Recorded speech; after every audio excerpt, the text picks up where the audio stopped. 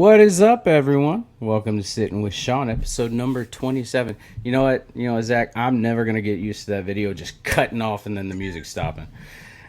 I was like, fade away, fade away. Nope, dead ass Just stop. boom. Yeah. Yeah. Yeah. But today we got a pretty awesome guest, and I'm super stoked to have him on the show. Zach Rueber or McRuber. hmm Yeah. Yeah. Yeah. Hello. I am Mac Ruber, Zach Ruber. I got the name in marching band because everybody in marching band was a huge Saturday Night Live fan, and they MacGruber was really big at the time. And they're like, MacGruber, and I was like, sure, and it just stuck. I just kept it going with that. Um, I'm a TikToker. I am a wrestling fan. I'm a wrestling videographer. I'm a documentary maker. I am a singer and a bassist in a punk fusion band that hasn't really done anything except play one show and and had a couple listens on Bandcamp. We don't even have Spotify because we recorded everything in a basement. So we're in That's everything in a awesome. basement, and we were all just like, "Is this good enough for Spotify?" Not yet. Let's just get this out there. That one. But yeah. That is awesome. You know what, man? There's another reason why I gravitated to you, and I knew there was something about it, and you just hit it. I'm a band nerd too. Yeah. What'd you I play? I played trumpet, and then I played mellophone. Ooh, I played euphonium and trumpet. Sick, Yeah, sick. euphonium, Yes, baritone, whatever you want to call it. So, I mean, I started out. I played trumpet for a few years, and my uncle was the band instructor, and he was like, "Hey, man, I think you would be better fit in the mellophone section. hmm. Try it out, see if you like it." And I tried it out, and I loved it, and I stuck with it. I was baritone euphonium for a while because whenever I joined band, the band director, I just asked him. I said, "What do you need?" And he said, "I need the baritone." And I was like, "Cool, I'm your man." So I played baritone for a long time, and then I had a very small band. Like I think the smallest we ever were was like under 20, like under Wow. 20 people in the band. And the first chair, the only trumpet that we had, was a senior. He was going to graduate, and they're like, "We need someone to replace him whenever he goes. Yeah. We're going to move you to trumpet." So I played trumpet after that. Nice. So Nice. Yeah, I joined the high school marching band in middle school. I guess that's a thing. yeah, that was kind of a thing for us too. It was the high school marching band, but you could join at seventh grade. Yeah. Yeah, we did competitions, and it, I didn't get to go, but they went to Disney World, did the whole fucking parade. Never did that. We never I did that. yeah, I wanted to do it, but I couldn't. My dad was like, "I'm not going to fund you to go have fun." And I was like, "Well, that's cool." We didn't even get the chance. Everybody else in the county, in the area, got to go do that at some point. We never got to go do that. I don't know if we were just too small or didn't have the funds or whatever, but nah, they didn't do that for us. What a shame. What a shame. Yeah, and so I joined the army, and I stopped playing music altogether, and I got some concussions, and they were like, "Hey, man, you're pretty fucked up. Do you want to do music therapy?" And I was like, "Yeah, sure." So I walked in the room. I thought it was gonna be sitting around listening to music, like talking about my feelings and shit, Mm. which I wasn't comfortable with at the time. But walked in, and my music therapist is like, "Hey, grab a ukulele," and I was like, what? I don't know how Hmm. to play string instrument. I don't know how to play string instrument. And so I played that for a little bit, and then she was like, "Hey, what instrument do you want to learn?" And I said, "Guitar." Started playing guitar a little bit, and then we have a big jam group that we get together on Tuesdays, and she's like, "Hey, we need a drummer who's got rhythm." And I was kind of like, she was like, "Sean, you get behind the set," and I'm like, "Fuck." But I love it. I absolutely love it. I love playing music. I love it. Yeah. I was in a community murder mystery theater sort of Hmm. deal. Yeah. I just volunteered that they were like, "Hey, it's going to be a live murder mystery deal. You're going to be Channing Tater at the high school reunion, and you're going to be hanging out with this guy all night." And I was like, "Cool." And I just started talking to this guy. We just hung out all night because our characters were best friends, so we just hung out all night. And afterwards, he was like, "You want to be in a band?" And I was like, "Sure." He was like, "Cool. What do you play?" And I was like, "Trumpet." He was like, "You play guitar?" And I was like, "I know three chords." And he was like, "You know bass guitar?" I was like, "I know three chords on the normal guitar." He was Yeah. like, "You can play bass." And I was like, "Okay." He was like, "Can you sing?" And I was like, "Not well." And he was like, "You can. Then you're gonna be the singer." And I'm like, "All right." And we went from trying to be like this grunge rock revival sort of deal, Mhm. and I was like, man, we cannot write deep songs for shit. Yeah. uh why don't we just write about bullshit, just Mhm. random bullshit? And that went into a punk route. So we have songs about eating pizza and playing Dungeons and Dragons. We have songs Nice. about driving on shitty roads. We have songs about a 1935 noir film. We have a song uh, about oversleeping, which was a chronic problem of mine. Was chronic. I would oversleep constantly, like it was a problem, and Yeah. that wrote a song about that, just joking about how I just oversleep all the time. So Nice. That's yeah. awesome. Every deep song we ever tried writing, I'm just like, I don't really like this, but my guitarist is like, no, this one's like really good. I'm like, nah, I'd rather sing about Tony Hawk, which is Right. another Right. song we wrote. Tony Hawk. That's awesome. I wrote one song, lyrics to one song, and I locked myself in my room and I wrote it. It was super deep, super emotional. We played it one time. We labeled it God of War, and then I said, never bring that back out ever again.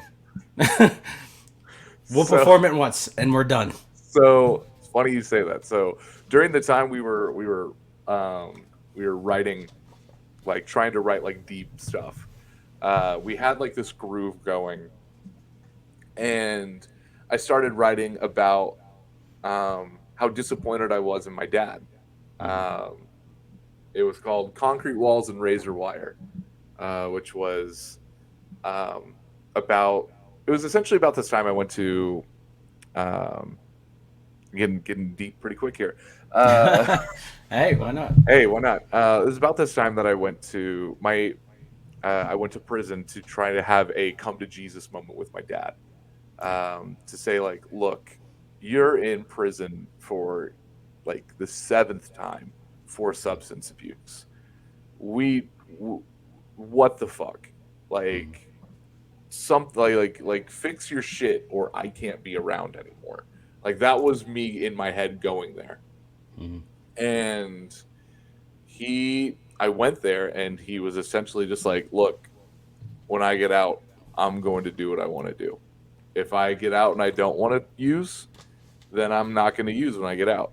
If I get out and I do want to use, then I'm going to fucking do that. Yeah. You're old enough. I'm not going to lie to you. I'm not going to pull you along.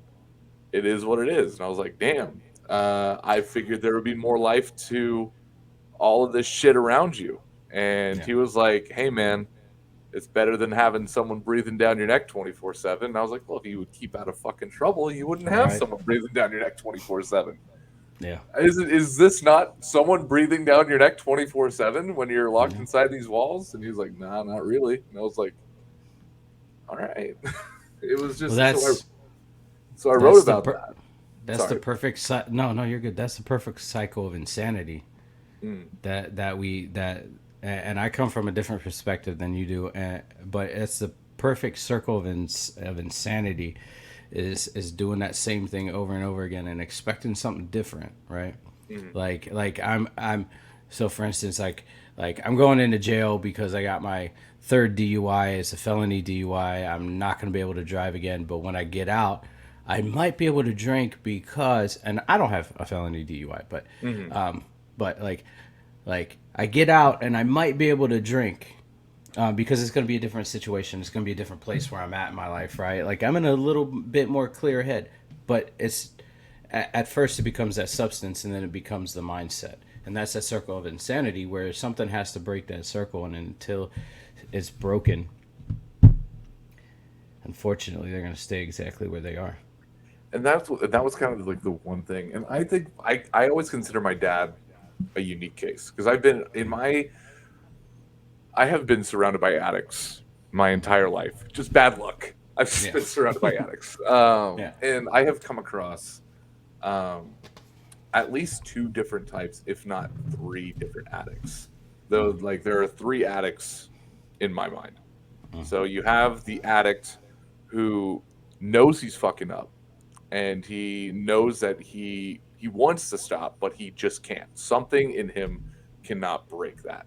Um, I ran into someone I knew in Walmart one time.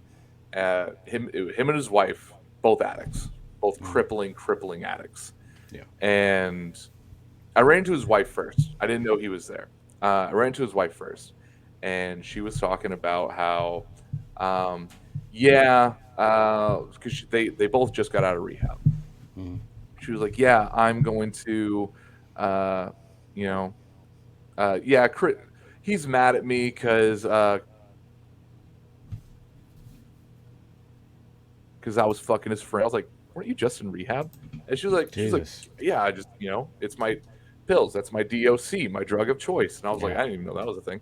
Yeah. And she was like, I needed that. I needed that." And I had to do what I had to do. And I was like, God damn. So there's the one that's fucking up and they don't know that they're fucking up. Yeah. They like it's just like that's life. Yeah. And I was like, you ever think about not doing that? And she was like, whatever. Kind of blew me off. Mhm. And I was like, okay, I'll see you around. I walk a little bit further, and I run into this guy, and I'm like, hey, how's it going? He's like, I can't fucking do this anymore, man. And I was like, what do you mean? And he's like, I can't be with this person anymore. Like they're ruining my life. And I'm like, then get the fuck out. Like get out. And Yeah. he was like, but I love her, man. And I was like, do you love her or is this like this weird cycle that you're in? He's like, I don't know. I can't leave though. I want to leave, but I can't. I don't want to do this anymore. Yeah. And I was just so like I don't know because I've never had a substance addiction before, uh, Yeah.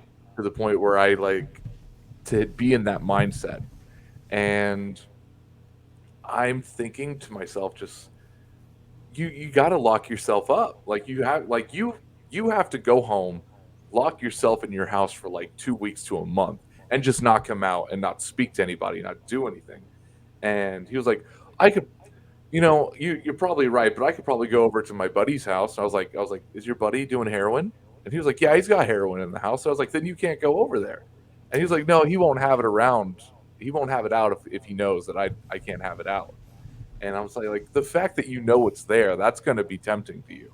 Yeah. Like you can't. And he just such a mess. Like he knew that everything was wrong, and he just couldn't do anything about it. And then you have my dad, who is just like, look, I'm gonna do whatever the fuck I want to do, and hey, if I want to go out and I want to go get high, I'm gonna go out and I'm gonna go get high. If I don't want to go out and go get high, then I'm not gonna go out and go get high. It is what it is, and Yeah. it's just those are the three types of addicts I've come across in my life. That Yeah. and yeah, so It's pretty fitting, and I've seen another group classification is the people that want that just don't know how to get it, right? So the people that are too afraid to say that there is something wrong, they know there's something wrong and they want to help, but they say it in the most subtle ways, right? mhm, And then when it gets to that point where everything, whether they've lost everything or they're on their deathbed or they're on jail for a very serious offense at that point, then that's when they're like, okay, something needs to change because what I've been doing isn't right. And that's kind of where I fit in, man. Like I knew that I had a problem, and I knew that my problems were just continuously cascading upon themselves, making it worse. And I got to that point where I was like, yeah, I need some serious fucking help. And if I don't, I'm gonna either stay. I'm gonna be back in jail, or I'm gonna die. Is one of the two. I can't have both. I mean, yeah, and that's like, I mean, that's a good thing to come to. I've always heard that no one ever truly gets help till they hit rock bottom, Yeah. and I've never really had a true conversation with someone that was at that point before. Because anyone that's ever truly been to that point, I just don't talk about it.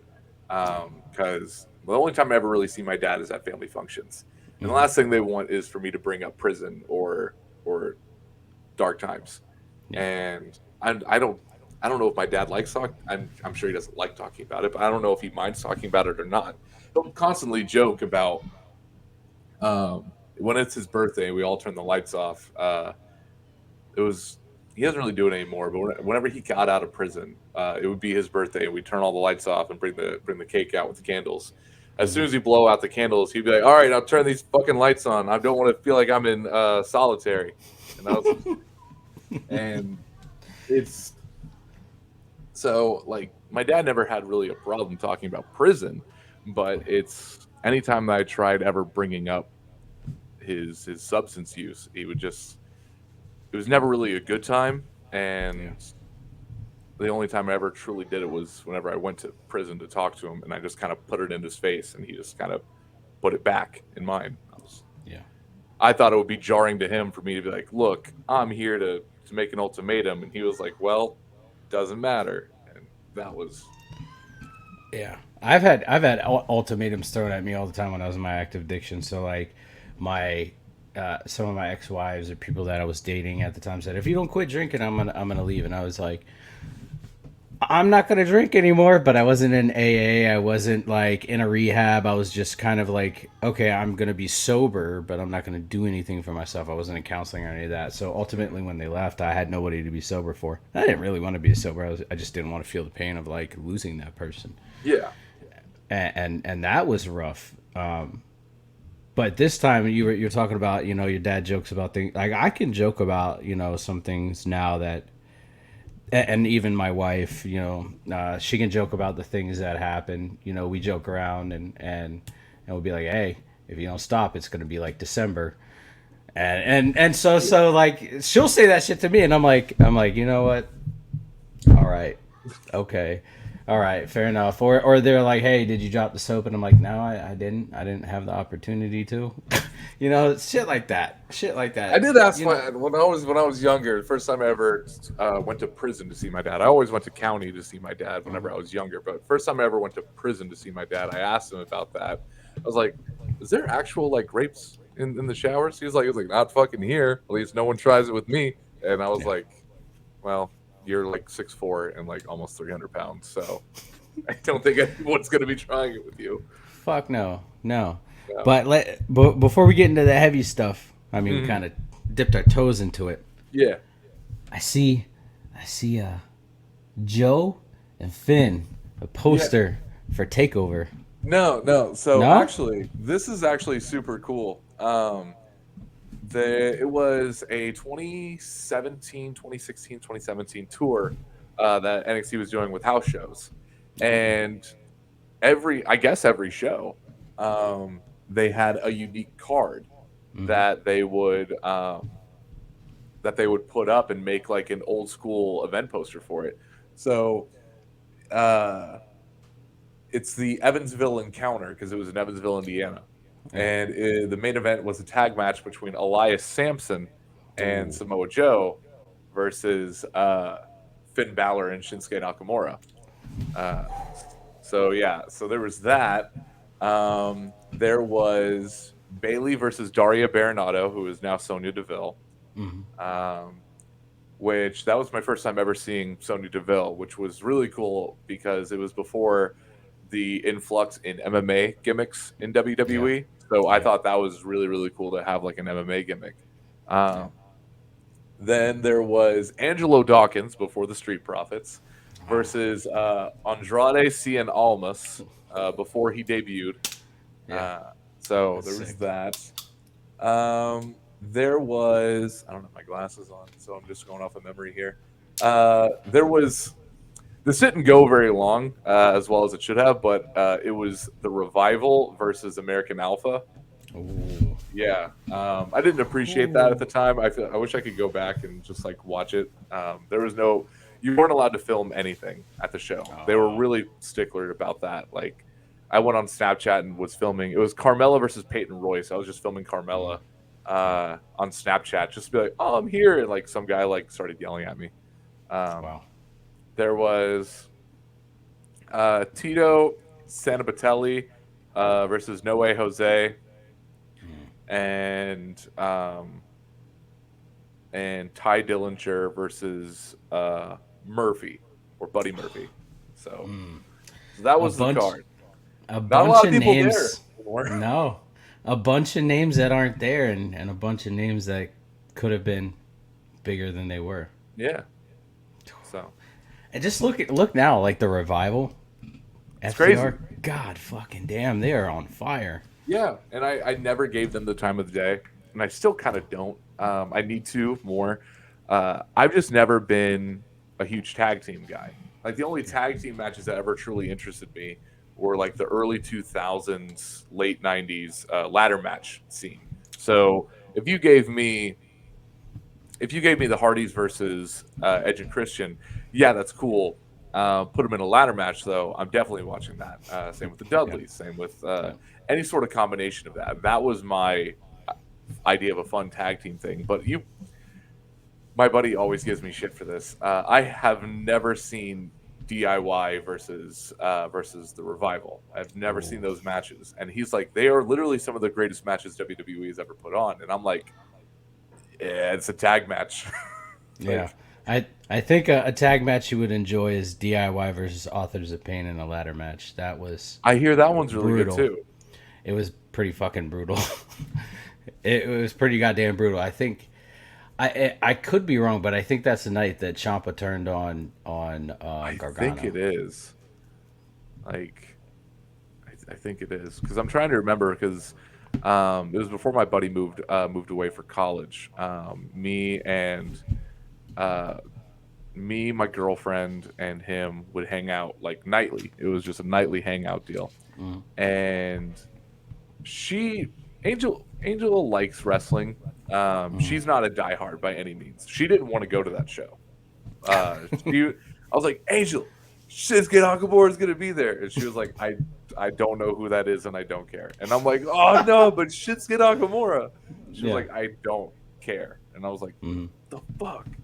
She didn't care about Shinsuke Nakamura until he came out. The second he came out, she was like, where can I get a shirt?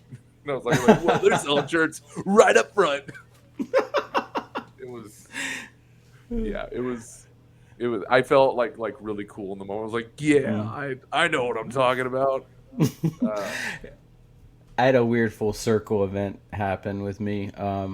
So met my wife and I told her I was like, hey, when we were dating, like the first thing I was like, hey, weird taboo thing, but I'm a wrestling fan. You just can't come out right and say no, you can't just be like, I I'm a love wrestling fan. professional wrestling. You know, so I said if that's a problem, like let me know. I'm not gonna stop watching wrestling, but just let me know. And she was like, well, I'll give it a chance. And I swear to God, it's like clockwork. Every single time somebody says, I'll give it a chance, they say, show me the most fucked up thing that you can find. Mm. And I was like, okay, well, what do you want? Like, and she was like, the most famous fucked up thing, you know, because I could have showed her CZW. I Yeah. could, yeah, any of that. And so I showed her all of Mick Foley's matches, literally all of Mick Mm. Foley's matches. You know, Hell in a Cell with him and Triple H and Undertaker. You know, him and Vader, and just like him and Triple H and the hardcore matches. And a few months later, WrestlePro from New Jersey comes up to Alaska, and guess who's their headliner? Hmm. Fucking Mick Foley. Yeah. And so my wife became a fan because she watched all these matches with him in it. And I was like, hey, man, like, I just want to let you know you created a fan of my wife. And this dude, I swear to God, Mick Foley's like the nicest dude I've ever met in my life. He calls my wife forward, and he's like, hey, do you see? He's like, I want to show you some of my injuries. And I was like, wait, what? And he literally just starts like going down the list. He's like, you see my teeth missing, you know, you see my ear missing. I got and it was the coolest experience I've ever had. And he signed an autograph and took a picture with us as a wedding gift Oh, because nice. we're getting married the next month. Hmm. And nicest human being, but it's crazy how things happen full circle like that sometimes. Have you ever heard my Mick Foley stories? I've told them on my TikTok before. Yeah, So, I've heard some of them. Okay, so I have two Mick Foley stories. Mm, I have the first time I ever met him and the second time I ever met him. Uh, mm, First time I ever met him, so I don't try to dox myself, but mm. I've made it pretty clear where I live. Yeah, I just don't want people to find exactly where I live. yeah. But I live about 30 minutes away from a little town in Indiana called Santa Claus. It's called Santa Claus, Mm, Indiana. So let's say, for example, your kid writes to Santa Claus. mm. Yeah. Um, More than likely, that letter is being sent to Santa Claus, Indiana. Uh, and they have someone there year round that takes the letters, opens them up, and writes back as Santa. Nice. That's like a job for people there.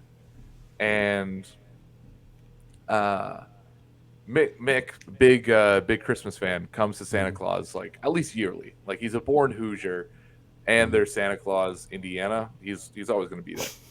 Yeah. So he first time he goes there for like one of his shows. Like he's having like a comedy show down the road. We don't go to that because my girlfriend's brother is a huge wrestling fan as well, Mm, and it was like 18 and over at the time, and he was like 15, so we couldn't mm, go.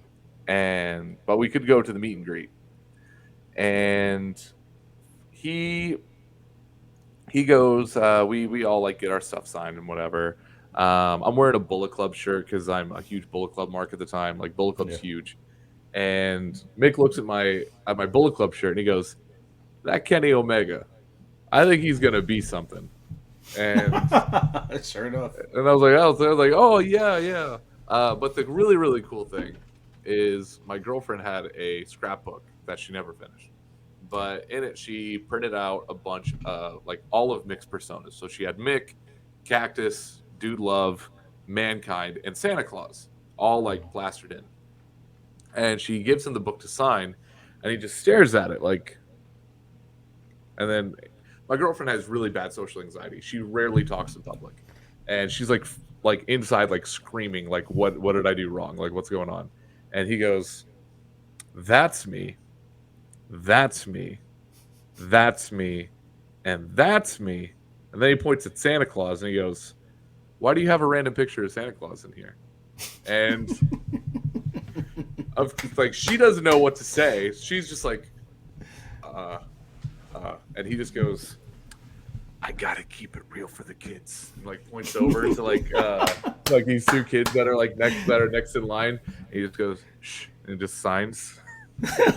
So that Sends her in a full fledged panic attack to keep character. yeah, yeah, it was that one was really fun. And then there was a time that I met him and did a personal interview with him, which was Nice. really really cool. Um, which I didn't think was going to happen. So I was working as a news reporter at the time, and he was coming to Santa Claus because he just put out his latest memoir where he talked about the transition from being a wrestler to going to being Santa Claus. And he was there at the post office signing letters to kids as Santa. Wow. And I requested because I had connections to the Santa Claus Hall of Fame and stuff, and I said, "Hey, is there any way I can get a one-on-one interview with Mick?" And they're like, "Yeah, sure." And I was like, "Whoa!"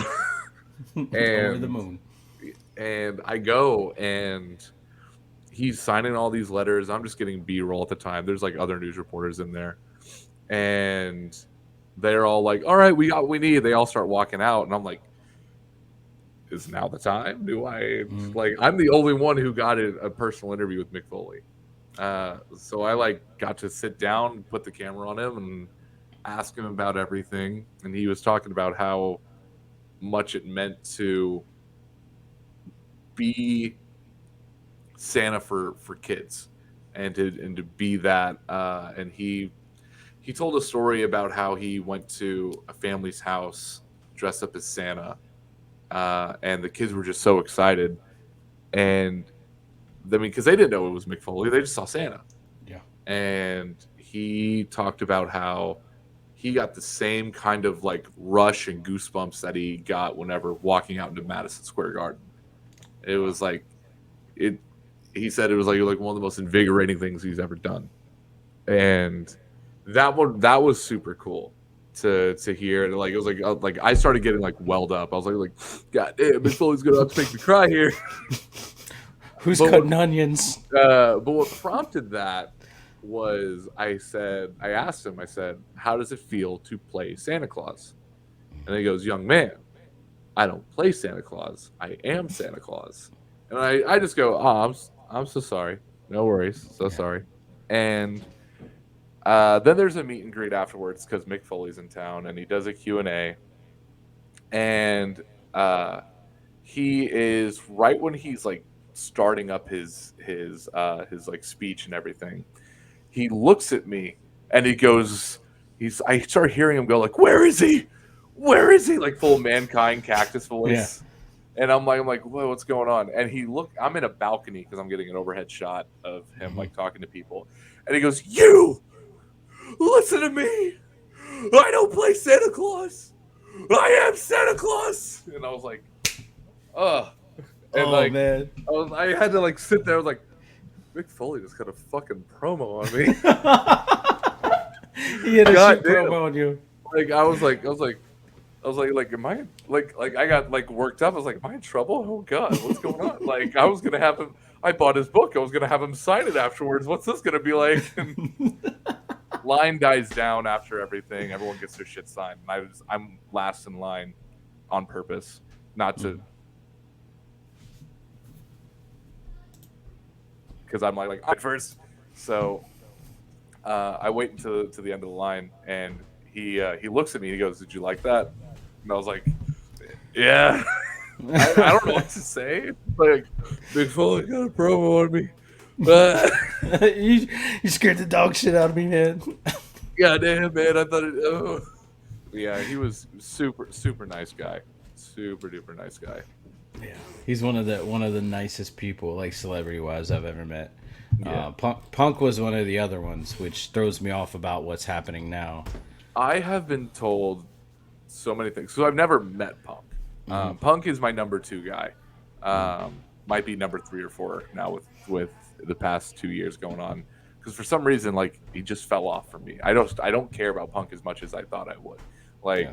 I told myself, like, oh, if Punk ever came back to wrestling, I'd cry. I'd cry right there. And, like, he came back. Maybe it was because they like, pretty well made it the worst-kept secret in wrestling. Yeah. But he came back, and I was on vacation, and I was just like, yep, all right. I was like, oh, yeah, look at that. He's back. Cool. And, like, I think I have seen one pay-per-view match since he came back, and that was his match with Darby. Yeah. Like everything else, like I've not had I've never had a feeling to go watch his stuff. Even his shit with MJF, which was super duper cool and super duper hot. I didn't have anything to do with it. You weren't really missing anything, to be honest. Yeah. So I watched the entrance because I was like, oh, cool, he came out to AFI, but that's all I watched. But I've heard people say really good things about him that have met him personally, have known him personally, and I have met people who have said really, really bad things about him, who have met him and worked with him personally. And I'm just like, all right, well, you know. Yeah. Not all heroes, not all people can wear capes. Yeah. You know, I met him in 2011 at Tribute to the Troops at Fort Bragg, and I was put on a detail to like pretty much be a chauffeur for everybody coming down, you know, down to the event. And I'm standing there and I had my back to where everybody else was at, and I was talking to some of the people that were there with me. And this guy's like, "Hey man, don't look now, but Punk is right behind you." And he knew like I was a massive Punk fan. Like I was just like, don't play with my emotions, man, because he was like one of the only people aside from like Stephanie and Triple H that didn't come over and talk to us. Like even Vince came over. Oh, and damn. yeah, him, John Lord and I just like Vince come over. He's like, "Hi, I'm Vince McMahon." I was like, "I know who the fuck you are, dude." Like, come on. But I had my back turned, and I was like, "Man, don't play with my emotions like that." And he was like, dead serious. He's like 10 feet behind you. And I turned around. We weren't supposed to yell at them or like engage them outside of like what we were doing. Mm. I lost it. I was like, Punk!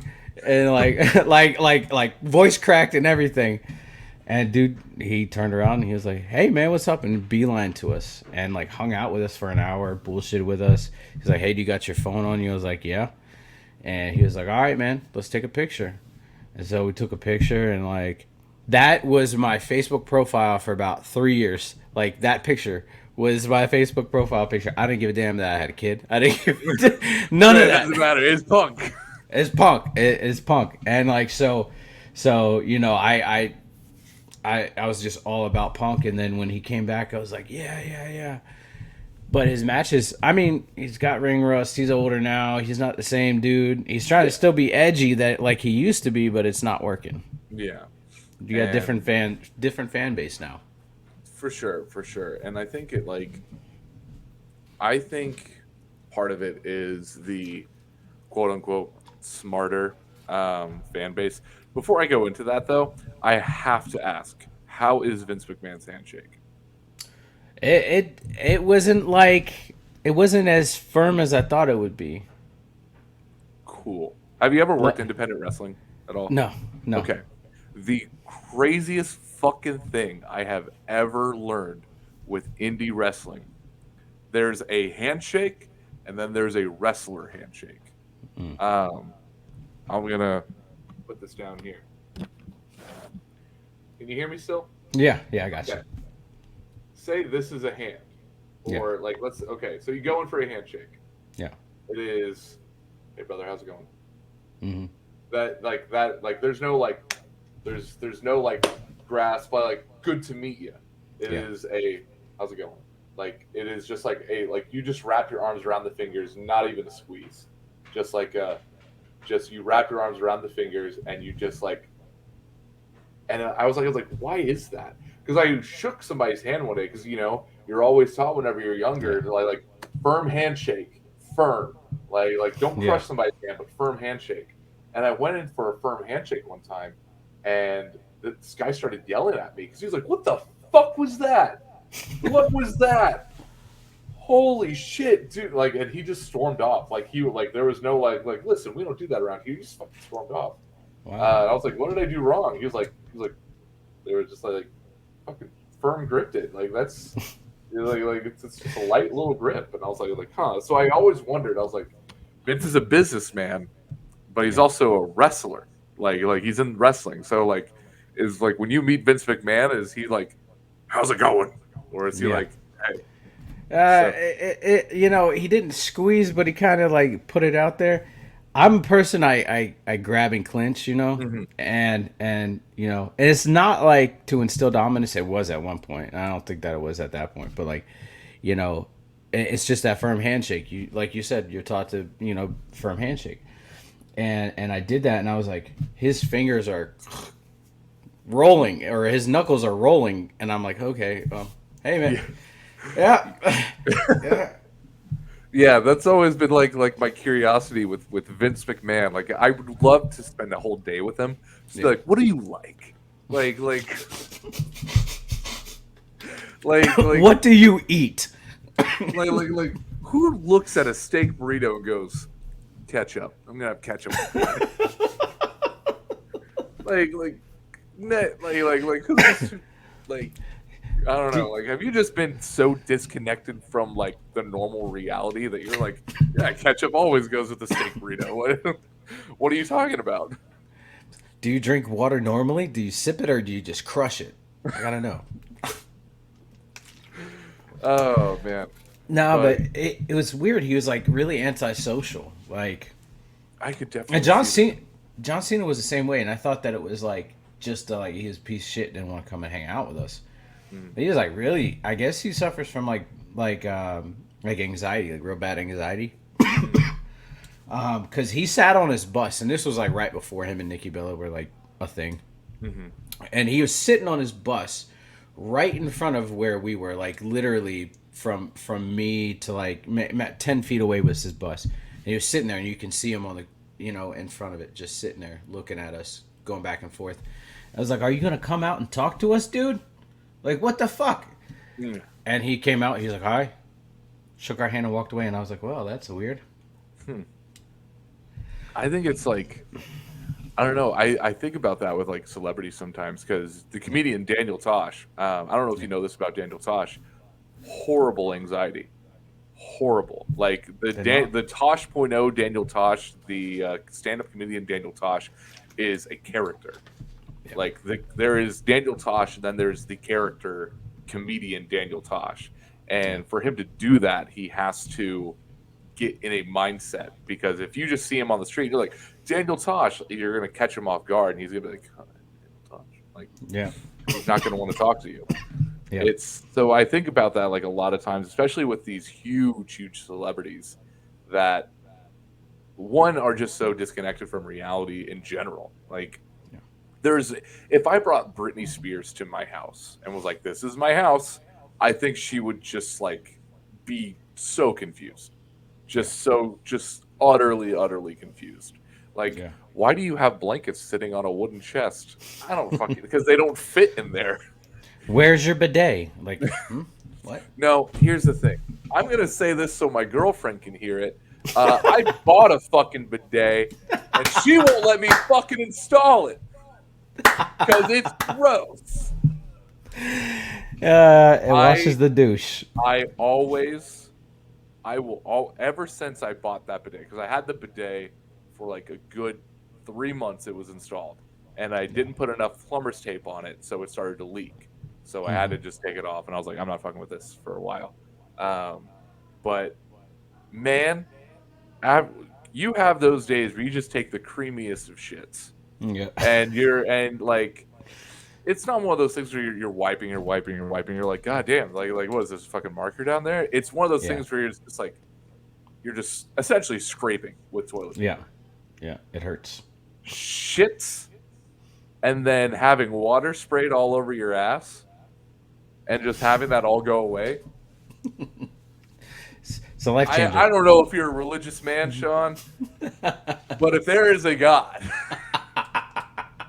he has done one of his greatest miracles with bestowing a bidet upon us. Oh my god, that's funny. I've always heard people say that it's amazing. I lived in Italy for 4.5 years, and I avoided that thing like a plague. I looked at it, I was It's like, weird. oh, It's weird to think about, like water shooting up your butt. Like yeah, it's weird. It's one yeah, like it was intimidating for me too until I had all of my friends go, "Nah, get it. Like you will not regret it." And I'm like, "Okay."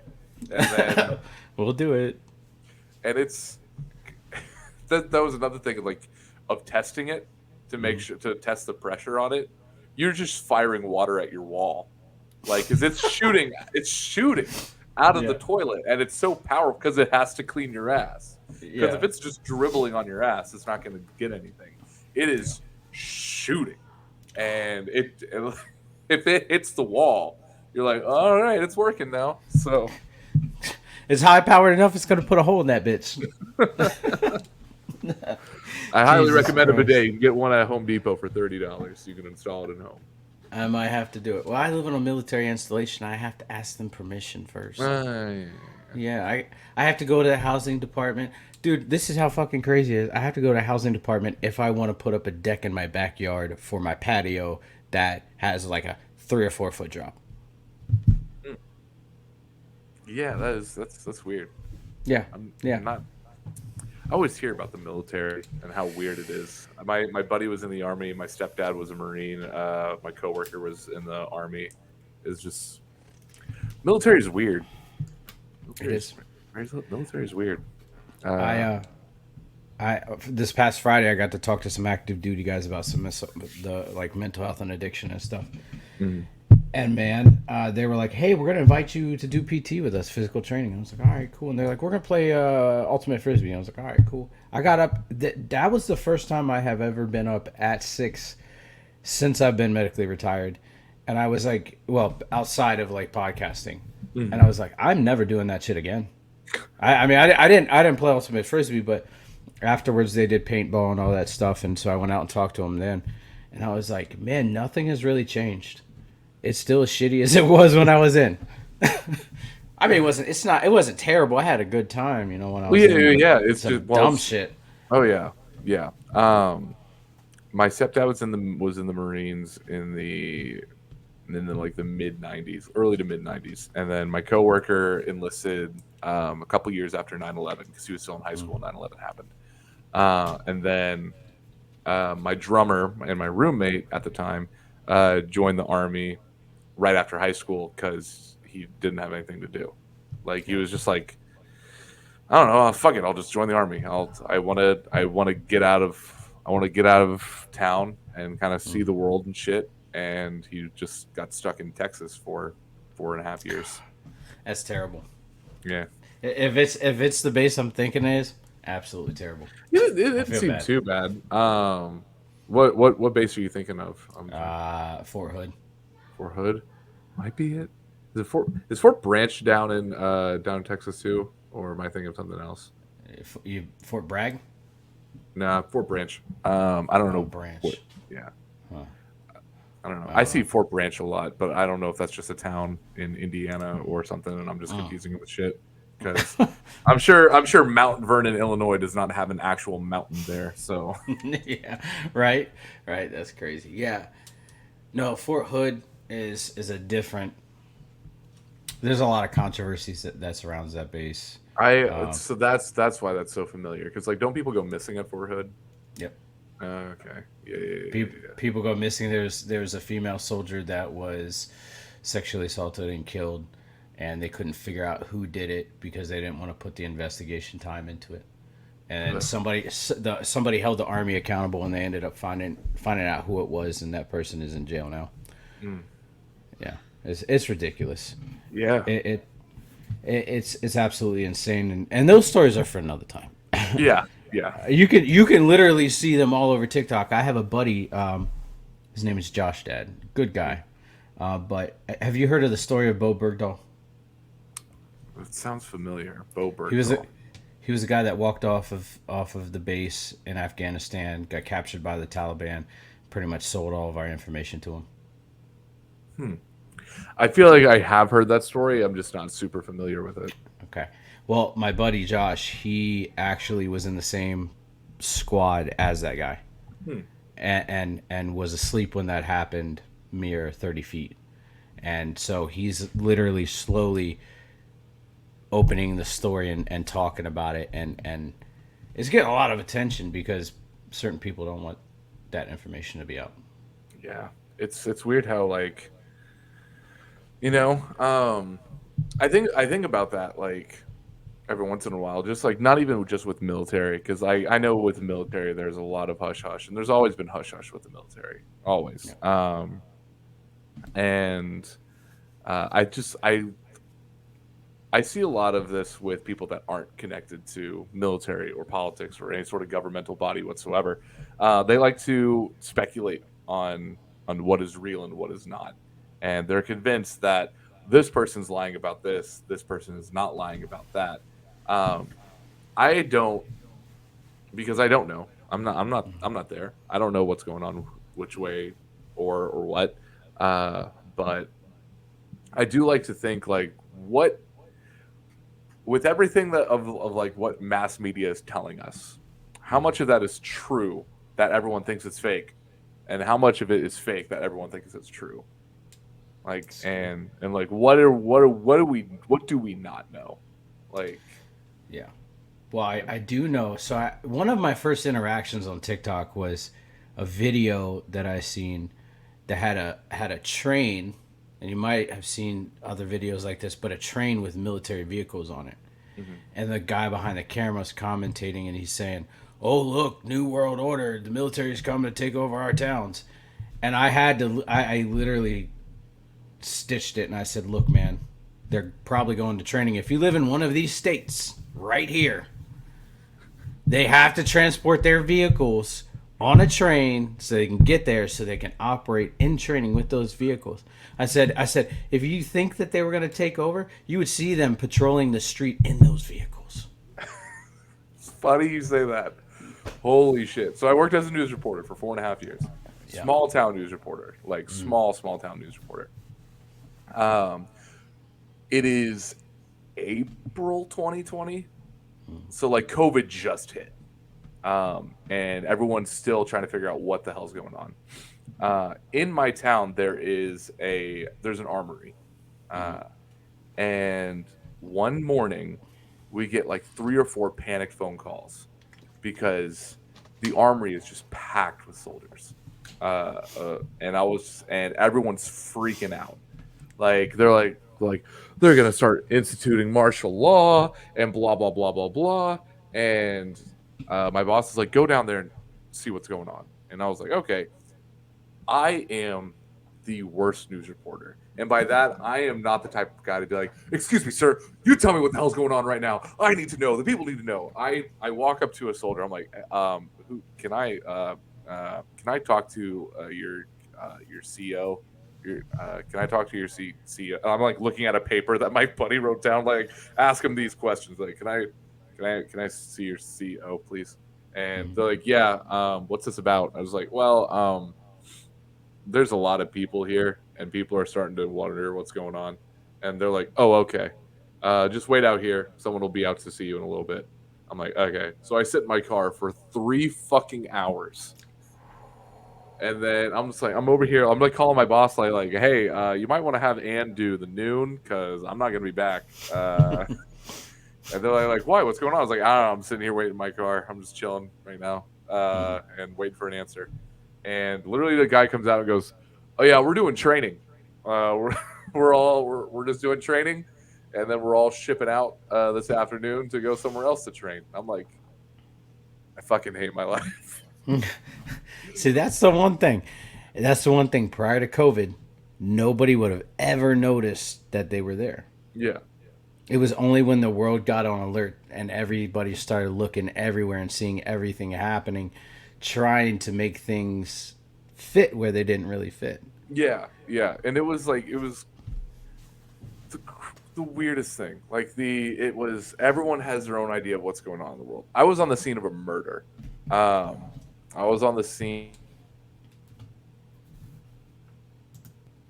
of a murder. Everybody knew it was a Mm-hmm. murder at the time. It was just dead body reported in this area. Mm-hmm.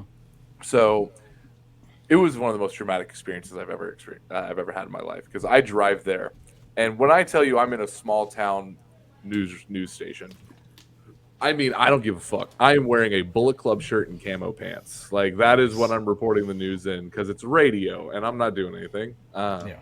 So I'm driving out to this report of a dead body. I'm excited because I'm listening to all this true crime podcast. I'm like hella into true crime before it's even cool, and I'm like, oh yeah, here we fucking go, man. And I'm there before the police. The police are screaming at me. They're telling me to get out, get away. This is an active situation. I'm like, okay, okay, okay. Uh, the parents of the deceased ended up coming up, and I have to be right next to them when they find out that their son's been killed. That was hard. That was incredibly hard. The Probably the most annoying part of the day though was like I shut off the camera and I'm just kind of like gathering myself because this is not what I thought it was going to be Yeah. like at all. And this guy pulls up and he's like, "That guy down there dead?" And I'm like, "Yeah, yeah, he's dead." And he's like, "I bet it was drugs," because he doesn't know. He doesn't know. What? And I'm like, why do you think it's drugs? And he's like, I just know. I know the guy. I bet it's drugs. And I'm telling you, man, Donald Trump. And I was like, the second he says Donald Trump, I'm just like, Wow. in my head, I'm just screaming, this is not the time. There Yeah. is a dead body 100 yards away from us. Why the Yeah. fuck are you saying? And Donald Trump, he's gonna get that. He's gonna get these drugs out of this country, man. He's gonna get these drugs out of this country, and all these Mexicans that are bringing in these drugs, man. He's gonna get them What? out. I'm like, there is a dead body. Yeah. Good to know, sir. I'm gonna go back to work now. Jeez. And it's just like they see a dead body and they're like, ah, I know why it happened and I know how it's gonna get fixed. Jeez. Yeah. All while like parents are crying over with police. It's like this is Wow. my guy. This is not the Jeez. time to be doing this. Good God. Yeah. Yeah. Well, no. When somebody like it used to when I was in the or back before things started getting like real hush hush in the army, you would hear about a suicide literally minutes after it happened and the method. And it was so like we went. I was coming in early one day, and we were getting ready to go to the range or something. And somebody was like, "Check on your guys, make sure they're okay." I'm like, "All right, well, I mean, I know that they're okay because they're right here." Mm-hmm. And then I was like, why are we checking on our guys just now? Like, oh, there's suicide. Some guy took a saw, which is squad automatic weapon. And he Mm-hmm. put a barrel cleaner in the barrel and pulled the trigger, and it went through his head. And I was like, what? Ugh. I was like, when the fuck did this happen? Like last night? He's like, no, 20 minutes ago. I'm like, how are you finding out and relaying this to us? Yeah, Were you that's there? uh, it was my I had a buddy of mine who was in the army. I don't know if he was my roommate. He told me this story about.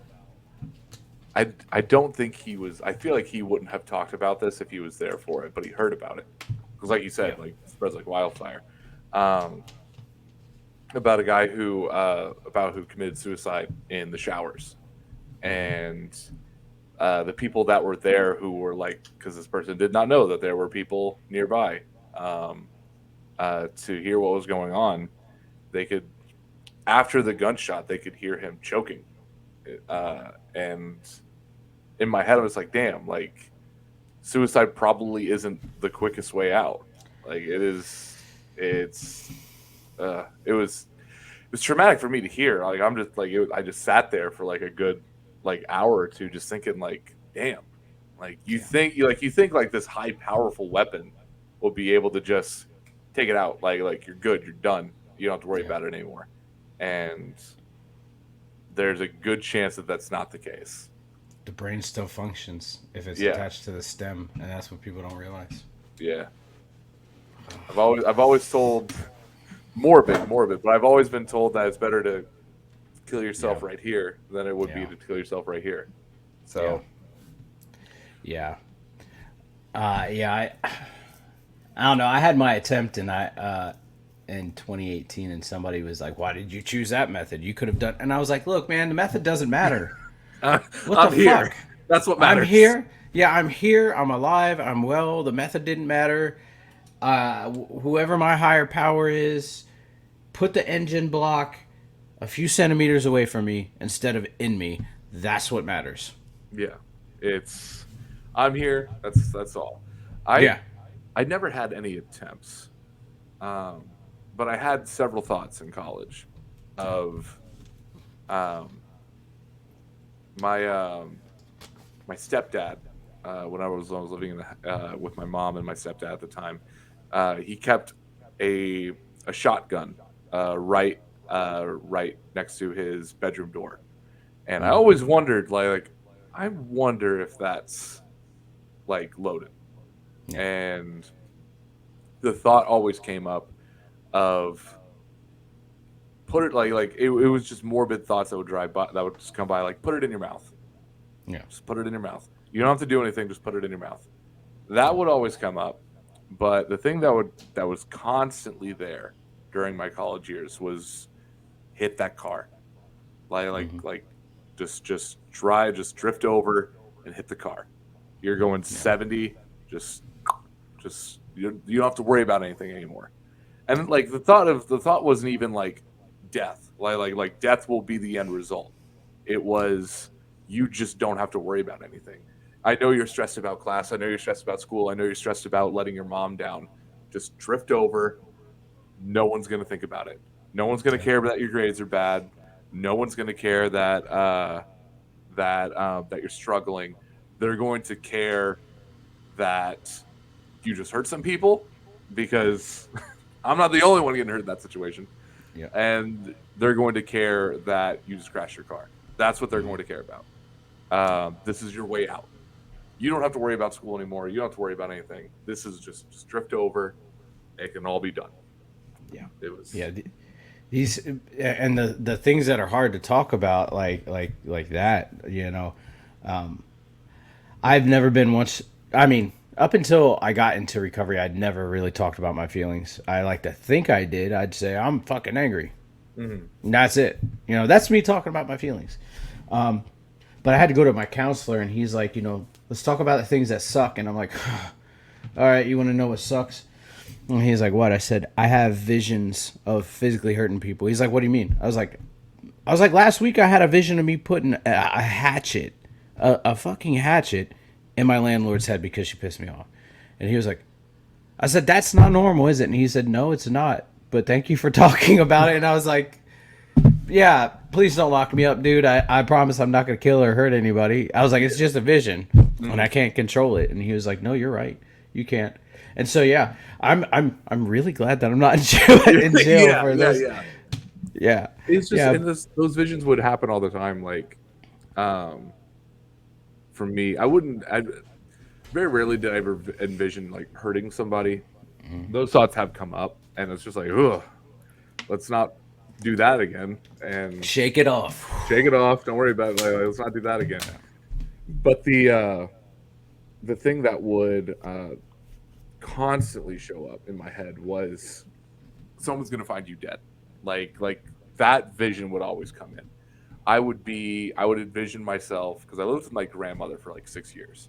It Hmm. was me and my mom and my sister. We all lived with my grandma after my mom and my dad got divorced. My mom moved back in with her mom, and we all subsequently moved in with her.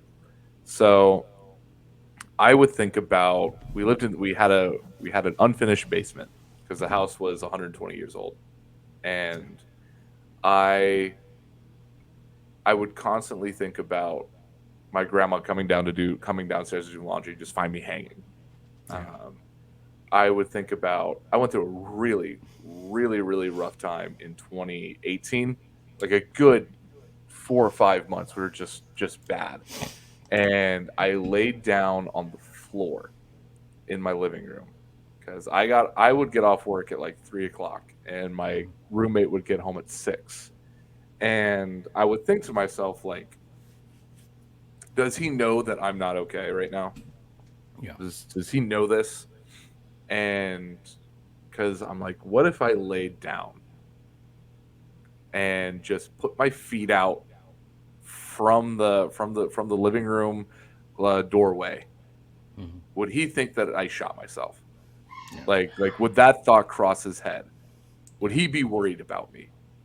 Um, because I was just laying there. I just needed all of this everything to go away. I needed everything to go away, and it was I just needed I wanted someone to care, but I didn't know if anybody did. It Yeah. was I just that's what I wanted. And it was I think it was funny enough the next day. I was in a it was just like it was a Friday, I think. It was if it wasn't the next day, it was like a couple days later. Um, that happened like during the week, and then that Saturday, I woke up one morning and I was feeling awful. I didn't want to do anything. I didn't want to go back to sleep. I just wanted to just sink and just be away from the world. But I knew I couldn't because I had a wedding that day I had to go to. Yeah. Of course. Why wouldn't I have a wedding to go to? Yeah. And I woke up and we lived in me and my roommate were in this we rented this really old house and old walls, old carpet, old everything, old feeling, old smelling. And I I woke up, I was in a t-shirt and my underwear. And I went to the living room and I just kind of sat down. And the light was just shining in just right from the windows. And I had my PlayStation 2 hooked into the living room TV. And I was just like, okay, just play some video games, get your mind off of things. So I sat down and I started playing video games. I started playing PlayStation 2, and I think I was playing Spider-Man, like Tobey Yeah. Maguire's Spider-Man. Hmm. And the light was hitting just right, coming in from the window just right. It's coming in through the window, shining through the blinds, shining through the frilly shit Hmm. that's next to the blinds, and hitting just right. And all that old PlayStation 2 like crunchy sounds that come through. it was just something was right. And then my roommate came downstairs and he came into the living room, didn't say anything, didn't say, "Oh, what's up, dude?" He just came in, sat down, and started watching me play video games. And I beat the game because it's a short game. I beat the game in silence, and he was just right there next to me the entire time. And I like looked at my phone and I was like, "I'm not going to this wedding. Like, I'm not gonna go." I text.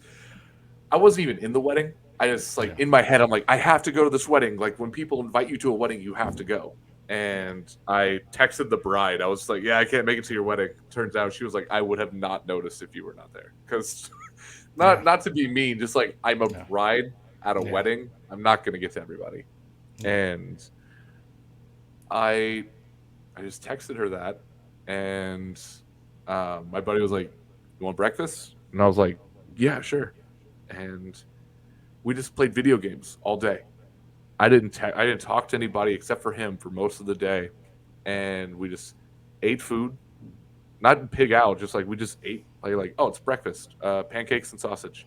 It's lunchtime. We had brats and whatever, and that's all I did, and it was literally the best, one of the best days of my life Yeah. because everything was just okay for just a little bit, Yeah. and I don't know if it was just the nostalgia feeling of being in your underwear and a t-shirt playing PlayStation 2 on a Saturday morning while the sun's just hitting just right, Yeah.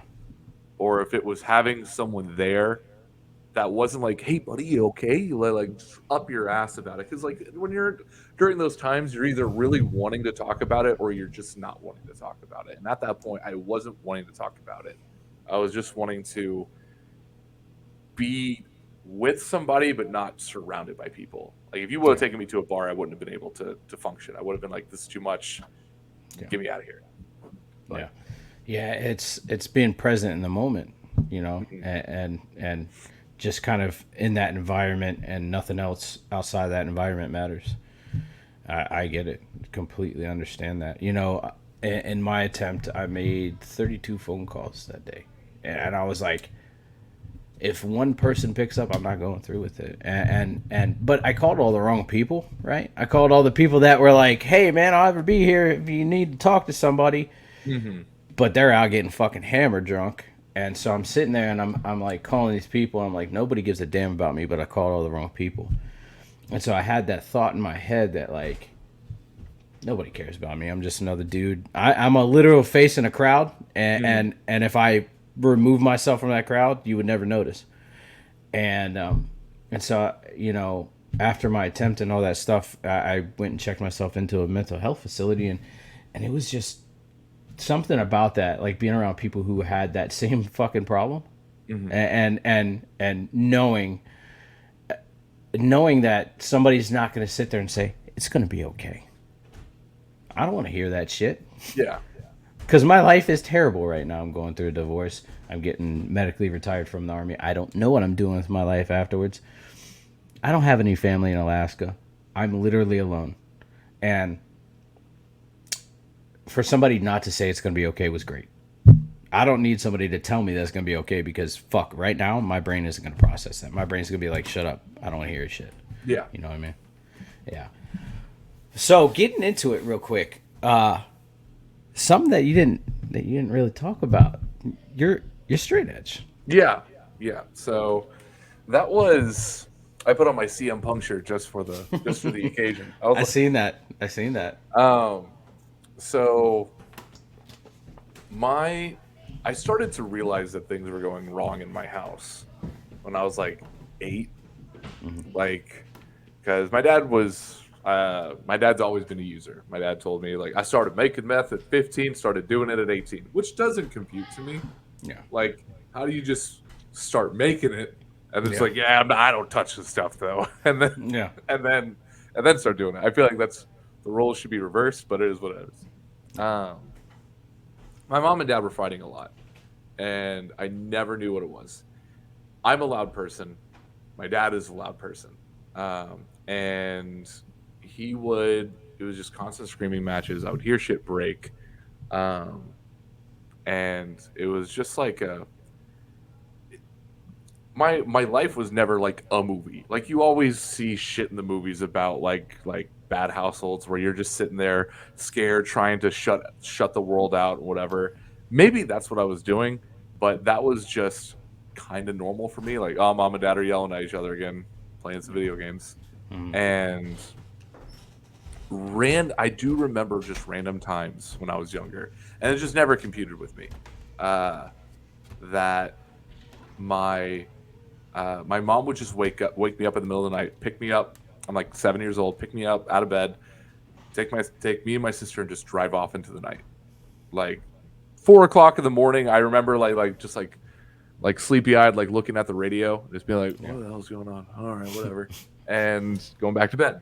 Yeah. And I remember my grandmother having a chain lock on her door for the longest time. I thought that was just like, oh, you're locking your door. Then my dad went to prison for a really long time, and suddenly that lock wasn't there anymore. Oh wow. And um, it was this is one thing that I was gonna like make a TikTok about because the way I tell these stories, I'm not telling them fun now, but I try to Yeah. tell these stories fun um, because it is like otherwise it is like hard to talk. Like it seems hard to talk about. It's very easy for me to talk about these things, Mm-hmm. but it seems hard to talk about because of the nature of everything. Um, my dad would constantly say, "They're coming, they're coming, they're coming," and I'd be like, "Mom, what's he talking about?" And she's like, "Your dad's just acting like he's in a movie. Don't worry about it." I'm like, "Oh, okay." Yeah. Um, where I lived in a trailer in woods. So like the road would be up here and Mm-hmm. my house would be down here. So we would have like this long driveway. And in the living room where a window sat, um, I could see when someone was coming down the driveway. And but yeah, the window was so small for some reason that I couldn't tell who it was. I remember it was like I was home alone. I was like, oh, someone's coming down the driveway. I'm gonna see who it is. And I walk outside and it's a fucking cop. And he's like, well, hey son, is your dad here? And I'm like, no. And she was like, be like, do you know where he is? No. He's like, well, if when he comes home, feel free to give us a call. And I'm like, okay. I just completely forgot about it. I never called the cops after that. It wasn't trying to protect my dad at all from damn Yeah. pigs. I was just like, I'm gonna go play video games now. Yeah. um, my my dad would force me to stay up and learn how to sharpen a knife. This never occurred to me whenever I was 7 or 8. But my mom would tell me, Zach, that was a Tuesday night and it was 1 o'clock in the morning. You were 7 a.m. You were 7 years old. You should not be up at 1 o'clock in the morning on a Tuesday on a school night Yeah. learning how to sharpen a knife. Yeah. And that just never computed with me. Um, Dad would then take me to places with to people with just one name, just one name. There's Rico and Jeremy. Um, Rico. Rico and Jeremy, and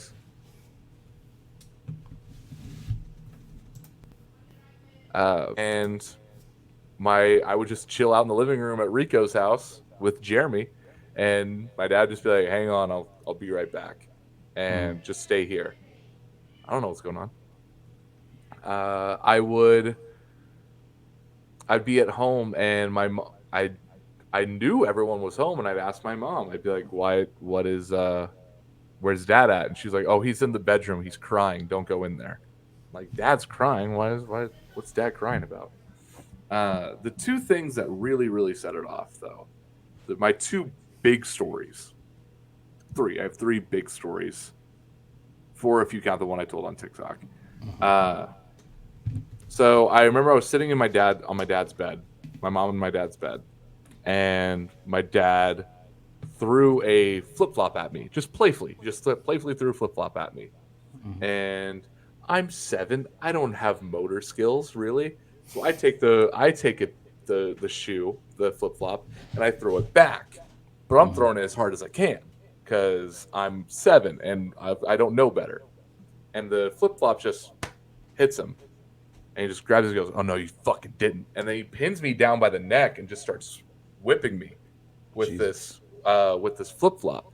The only time my dad ever hit me. My dad never hit me. He always would do this. Hmm. You know, because his spanks hurt really, really hard. Like parents would spank their kids, Yeah. and his spanks would hurt really hard. So he would just do Yeah. this, and I'd be like, "Oh, I don't want to get spanked. Don't worry, I don't want to get spanked. I'll be good now."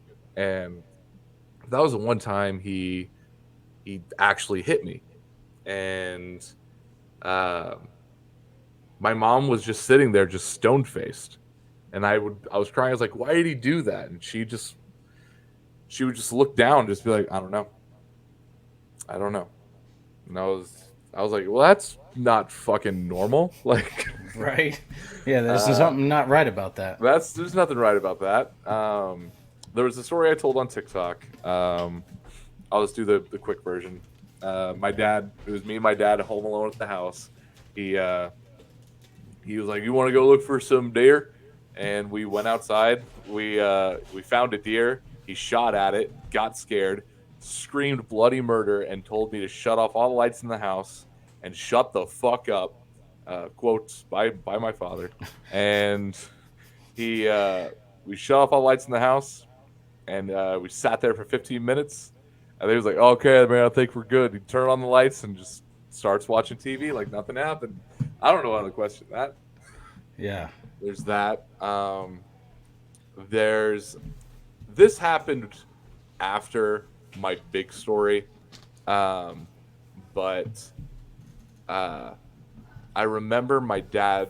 My mom, and my dad separated at this point, uh, and my mom brought me over to my dad's house, and it's been a while since I seen my dad. Been a while since I've been in my own home, and my mom and my dad are talking. I'm not really paying attention, and my dad goes, "I want to take him fishing." And my mom's sitting there like, "You're not taking him fishing." And he's like, "Why the fuck not? It's right over the hill. Lake's right over the hill. I have the rods here. I want to take my fucking son fishing." And she goes, "You are not taking him fishing." And he breaks the fishing rod and starts crying. I've never seen my dad cry before. Hmm. And he starts like, he's going, "Son of a bitch, I just want to take my fucking son fishing. Why the hell can I take my fucking son fishing, man?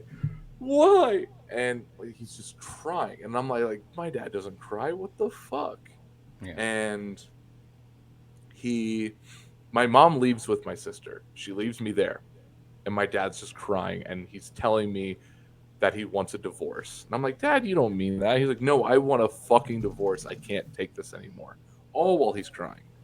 Yeah. That was really crazy for me.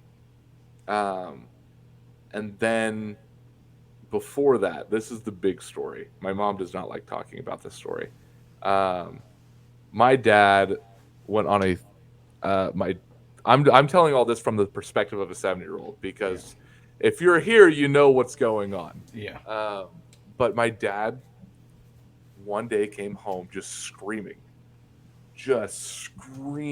and breaking shit, kicking. My dad would wear steel-toed Harley Davidson boots. My dad wanted to be a biker so fucking bad, but he could never afford a motorcycle. Um, he take his steel-toed boots, was just kicking cabinet doors, breaking shit. I had like a sore throat at the time or something. My mom had a dehumidifier or a humidifier. She had a humidifier in the room, and he just fucking punted it and it just shattered everywhere, water Jesus. and plastic everywhere, Wow. and he was screaming. And my mom, I went out into the kitchen because I think this was my first ever disassociative episode. I think this is where I learned how to disassociate Hmm. because my dad, this 6'3", 6'4" behemoth of a man, is just breaking shit all over the house and screaming. And I'm just sitting there like this, just watching it all. Yeah. I don't feel a thing. I'm not worried at all. And I go, "I'm gonna go out into the living room. Everyone's out there. We'll see what's going on." And in the kitchen, my mother is crouched down in the corner holding my baby sister, who's like 1 or 2 at the time, maybe, and she's bawling her eyes out, terrified, just absolutely terrified. And my dad's not touching her. He's just breaking shit all over the house. And the thing, I will never forget this. The thing that went through my head at 7 years old was, oh, this is like the movies. I better go over there and crouch down with my mom because that's where I'm supposed to be in this moment. It wasn't like, oh, I need to protect my mom. I was just like, in the movie, I'm supposed to be right there. Let me get into frame. Yeah. And I just walk over to my mom, crouch down, and just watch my dad tear the house apart. My dad leaves, and my mom immediately grabs us and we go. Yeah. And I don't know if we ever came back after that, except for that one time when my dad was like, "I want to take my son fishing." Yeah. And that was all kind of like a weird thing. And I knew that wasn't normal. I knew that wasn't normal at 7 years old. And I'm still watching wrestling like crazy. Wrestling and PlayStation are my two things and two favorite things in the world. And we moved in with my grandma, and I was just like, whatever. My mom, my dad get a divorce. And in my head, I think my mom told me they got a divorce for tax purposes. And I was like, oh, okay, whatever. And my dad ended up going to prison, and I asked my mom why, and she told me at the time, "Oh, your dad took too many pills. Um, your dad, your dad has medicine, and he just took one too many, and he got in trouble for it." And I was like, "Oh, we'll make sure that Grandma doesn't give me more than 2 Tylenol. I don't want that to happen to me. She always gives me 2 Tylenol, never anymore. If I get that third one, I'm fucked." I'm fucked. And that's what's going through my head. Yeah. And I remember I was like 9 or 10, and my mom, I was 10 because I just did the TikTok that I was 10 years old playing SmackDown versus Raw 2007. So I was like 10 years old, and I asked my mom, like, "Hey, what the hell? Like, why is Dad still gone? Like, he took one too many pills. Like, Yeah. that doesn't seem normal. Like, he should be back by now." And my mom said, "Well, Zach, it's more than that. Your dad was doing drugs." And I was like, in my head, weed, because I learned about weed, and I was like what? And like, he's just smoking too much or whatever. And she just goes, meth, and I don't know what that is. Yeah. And I'm just like, okay, sure, damn, all right then, that must be pretty bad if he's still gone by then. And then it all starts to click at 10 years old. I'm like, oh, okay. And I'm like, damn, that all sucks. And I'm like, this is fucking just crazy, weird, wild. And I see CM Punk on my TV screen because I'm still watching wrestling, all of this. And I hear him go, "I don't smoke, I don't drink, I don't do drugs. I'm straight edge." And I'm just like, I like that guy. He's got long hair and tattoos, and he doesn't do drugs. Yeah. That's my guy. And everyone always like, yeah, Dean Malenko was my favorite growing up. I loved his wrestling skills. Nah, I liked CM Punk because he had tattoos and he didn't do drugs. That was like it's good enough for me. John Cena, CM Punk, those are my guys. Yeah. And that was my introduction into straight edge. And I claimed edge from that point on, which I think is like cheating, because I think in the punk community, which is where straight edge originated, I could go into a whole history of straight edge, but straight edge started in the 1980 Washington D.C. punk scene with the band Minor Threat. I don't know if you're familiar at all. Yeah.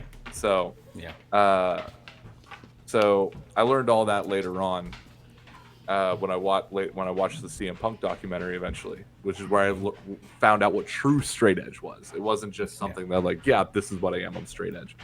Uh, It's a lifestyle. it's a straight up lifestyle, and that's where I found out it was a lifestyle. My mom we went to this like bar and grill one time, me and my mom, and I ordered a Dr. Pepper and she ordered a beer. And the waitress didn't even think. She just like placed the drinks down. She gave me the beer, my mom the Dr. Pepper.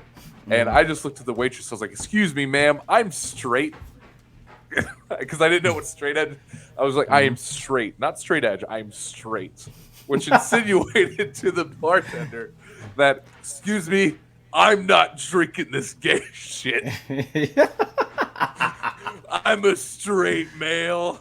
Give me the Dr. Pepper. Give me the good shit. Give me the good shit." But yeah, it wasn't until the CM Punk documentary came out that I learned it was an actual thing. And by that time, all of my friends started smoking weed and started doing all that shit. And I was like, not for me, guys. I'm putting X's on my hand. This is when I started putting X's on my hands, started doing this everywhere. And I mean, with the summer of punk ramping up, it was just like balls to the wall, straight edge. And I was I was watching all my friends like just start to smoke weed. I'm like, guys, that's not good. You shouldn't be smoking weed. You should be sober. Don't be drinking beer at these parties. That's not good. I hung out with all the stoner kids, and I was just the biggest like I was the biggest buzzkill. It's be like, guys, you should be smoking weed. That's not good. It's not You're good like for that you guys. angel. You're like that angel on the shoulder saying Yeah, you shouldn't yeah. do that. Didn't do that. I went over to my buddy's house one time, and he had like a lemonade pitcher of beer just sitting out on the counter. He was like, "You want some?" And I was like, "I don't think I should be drinking that since I'm not 21." So, Damn, gave a whole extra. yeah, I was such a prick. But it went from my friends smoking weed to um, them bringing pills to school, and I didn't know what the pills were, and I just knew that they turned into zombies with these pills, and I I was in a really just like I was so I was like this is not normal. This is like they should not be doing this. And on top of this girl that I was crushing on really bad, um, she was always really nice, but she was sleeping all the time. Like she could not stay awake for the life of her. And it turned out that she was addicted to NyQuil. Like she would wake up in the morning, take two things of NyQuil, take two things of NyQuil at lunch, and then take two things of NyQuil at home because Holy shit. she was depressed. She didn't want to be awake, and super straight edge superhero in me like had like a one like I ripped NyQuil out of her backpack and I threatened to flush him down the toilet because I didn't want her doing that anymore. And that like we got into a big fight about that.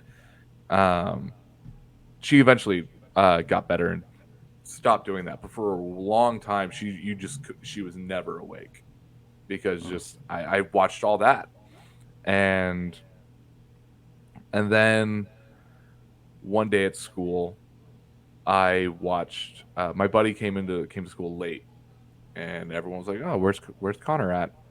And Connor eventually came to school just the stupidly drunk just it and I was like, what happened? And Connor was a 5'5", 100 and maybe 20-pound guy, and my friend Brandon was like, oh, he drank half a thing of Jack, dude. And I was like, oh shit, okay. Wow. I was like, oh, see if his body can handle it, and he fell face first into Salisbury steak and mashed potatoes. And we're like, okay, let's take your tray up to and let's get out of here. Let's go back to our normal spot. don't drop your tray, Connor. And he's holding it like this, and he stands up and immediately just lets everything fall over the floor. I'm like, okay, let's get out of here. Let's get out of here. We go to our normal hangout spot, and he's like, I'm gonna go to the bathroom, guys. And we're like, okay, whatever. So he goes to the bathroom, and one of the teachers walks in. Obviously, he knows what's going on. Yeah. And my buddy comes out of the bathroom. His hands are soaking wet. And he's like, Mr. Twiski's in there. Mr. Twiski's in there. We're like, yeah, we saw him walk in. He's like, I didn't get to dry my hands. I didn't get to dry my hands. And he like starts trying to grab my friend's dick to dry his hands. And I was like, it was so, I'm just watching this guy like fall apart. And he was grabbed by the teacher. Was like, hey, let's go. And he was suspended from school. I think he was borderline expelled. Like he wasn't expelled, but it was like you're just watching this guy like do all that shit, and all in the meantime you're watching all of your friends smoke K2 after school and then driving one of them home, and you're trying to make light of it by like, oh, I'm gonna play Pink Floyd in the car, haha, don't trip out, bro, and you're trying to have fun with it while you're driving him home, but it's a lot, and it's this is all just kind of sitting with me like, this is why I don't do this shit. This is why I don't do this shit. And I got out of high school and I was like, okay, I'm done. I don't have to be around it anymore. I don't have to be around it. Well, my girlfriend's dad is also an addict, a horrible addict. And she was trying to rekindle her relationship with her dad's side of the family because they were estranged for a good 10 years. And she's trying to rekindle that relationship at the time. So she's becoming friends with her sister for the first time. She's becoming friends with her brother for the first time. And her sister, she was probably like 19 or 20. I was like 18, 19 at the time. And her sister was junior in high school, and her brother was fifth grade maybe. And he's young, and this was like one of the saddest things ever. So I'm watching. So we go over to my girlfriend's dad's house just to kind of like, hey everybody, what's going on? And him and his wife are just out on methadone. They're just out.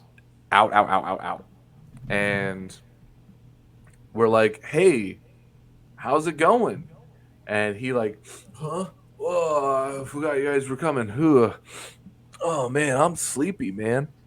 And he takes a cigarette, puts it in backwards, and lights it, and he's like, and like falls back asleep. And we're like, hey, let's all go outside. Let's all just kind of go outside. And we hung outside for a bit, for a couple hours. Then we came back in, and my girlfriend's brother was like, Dad, you promised you'd play Legos with me. Are we going to play Legos? And he was like, yeah, man, we're going to play Legos, man. We're going to play Legos. And he pours out all of his Legos, and they start building.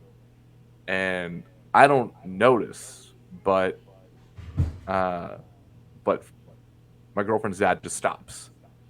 And I look at him, and he's holding on him whatsoever. He is just sitting up like how I'm sitting up right now. He's not leaning back or anything. He is just sitting up, and he's holding two Lego pieces like this, and he's just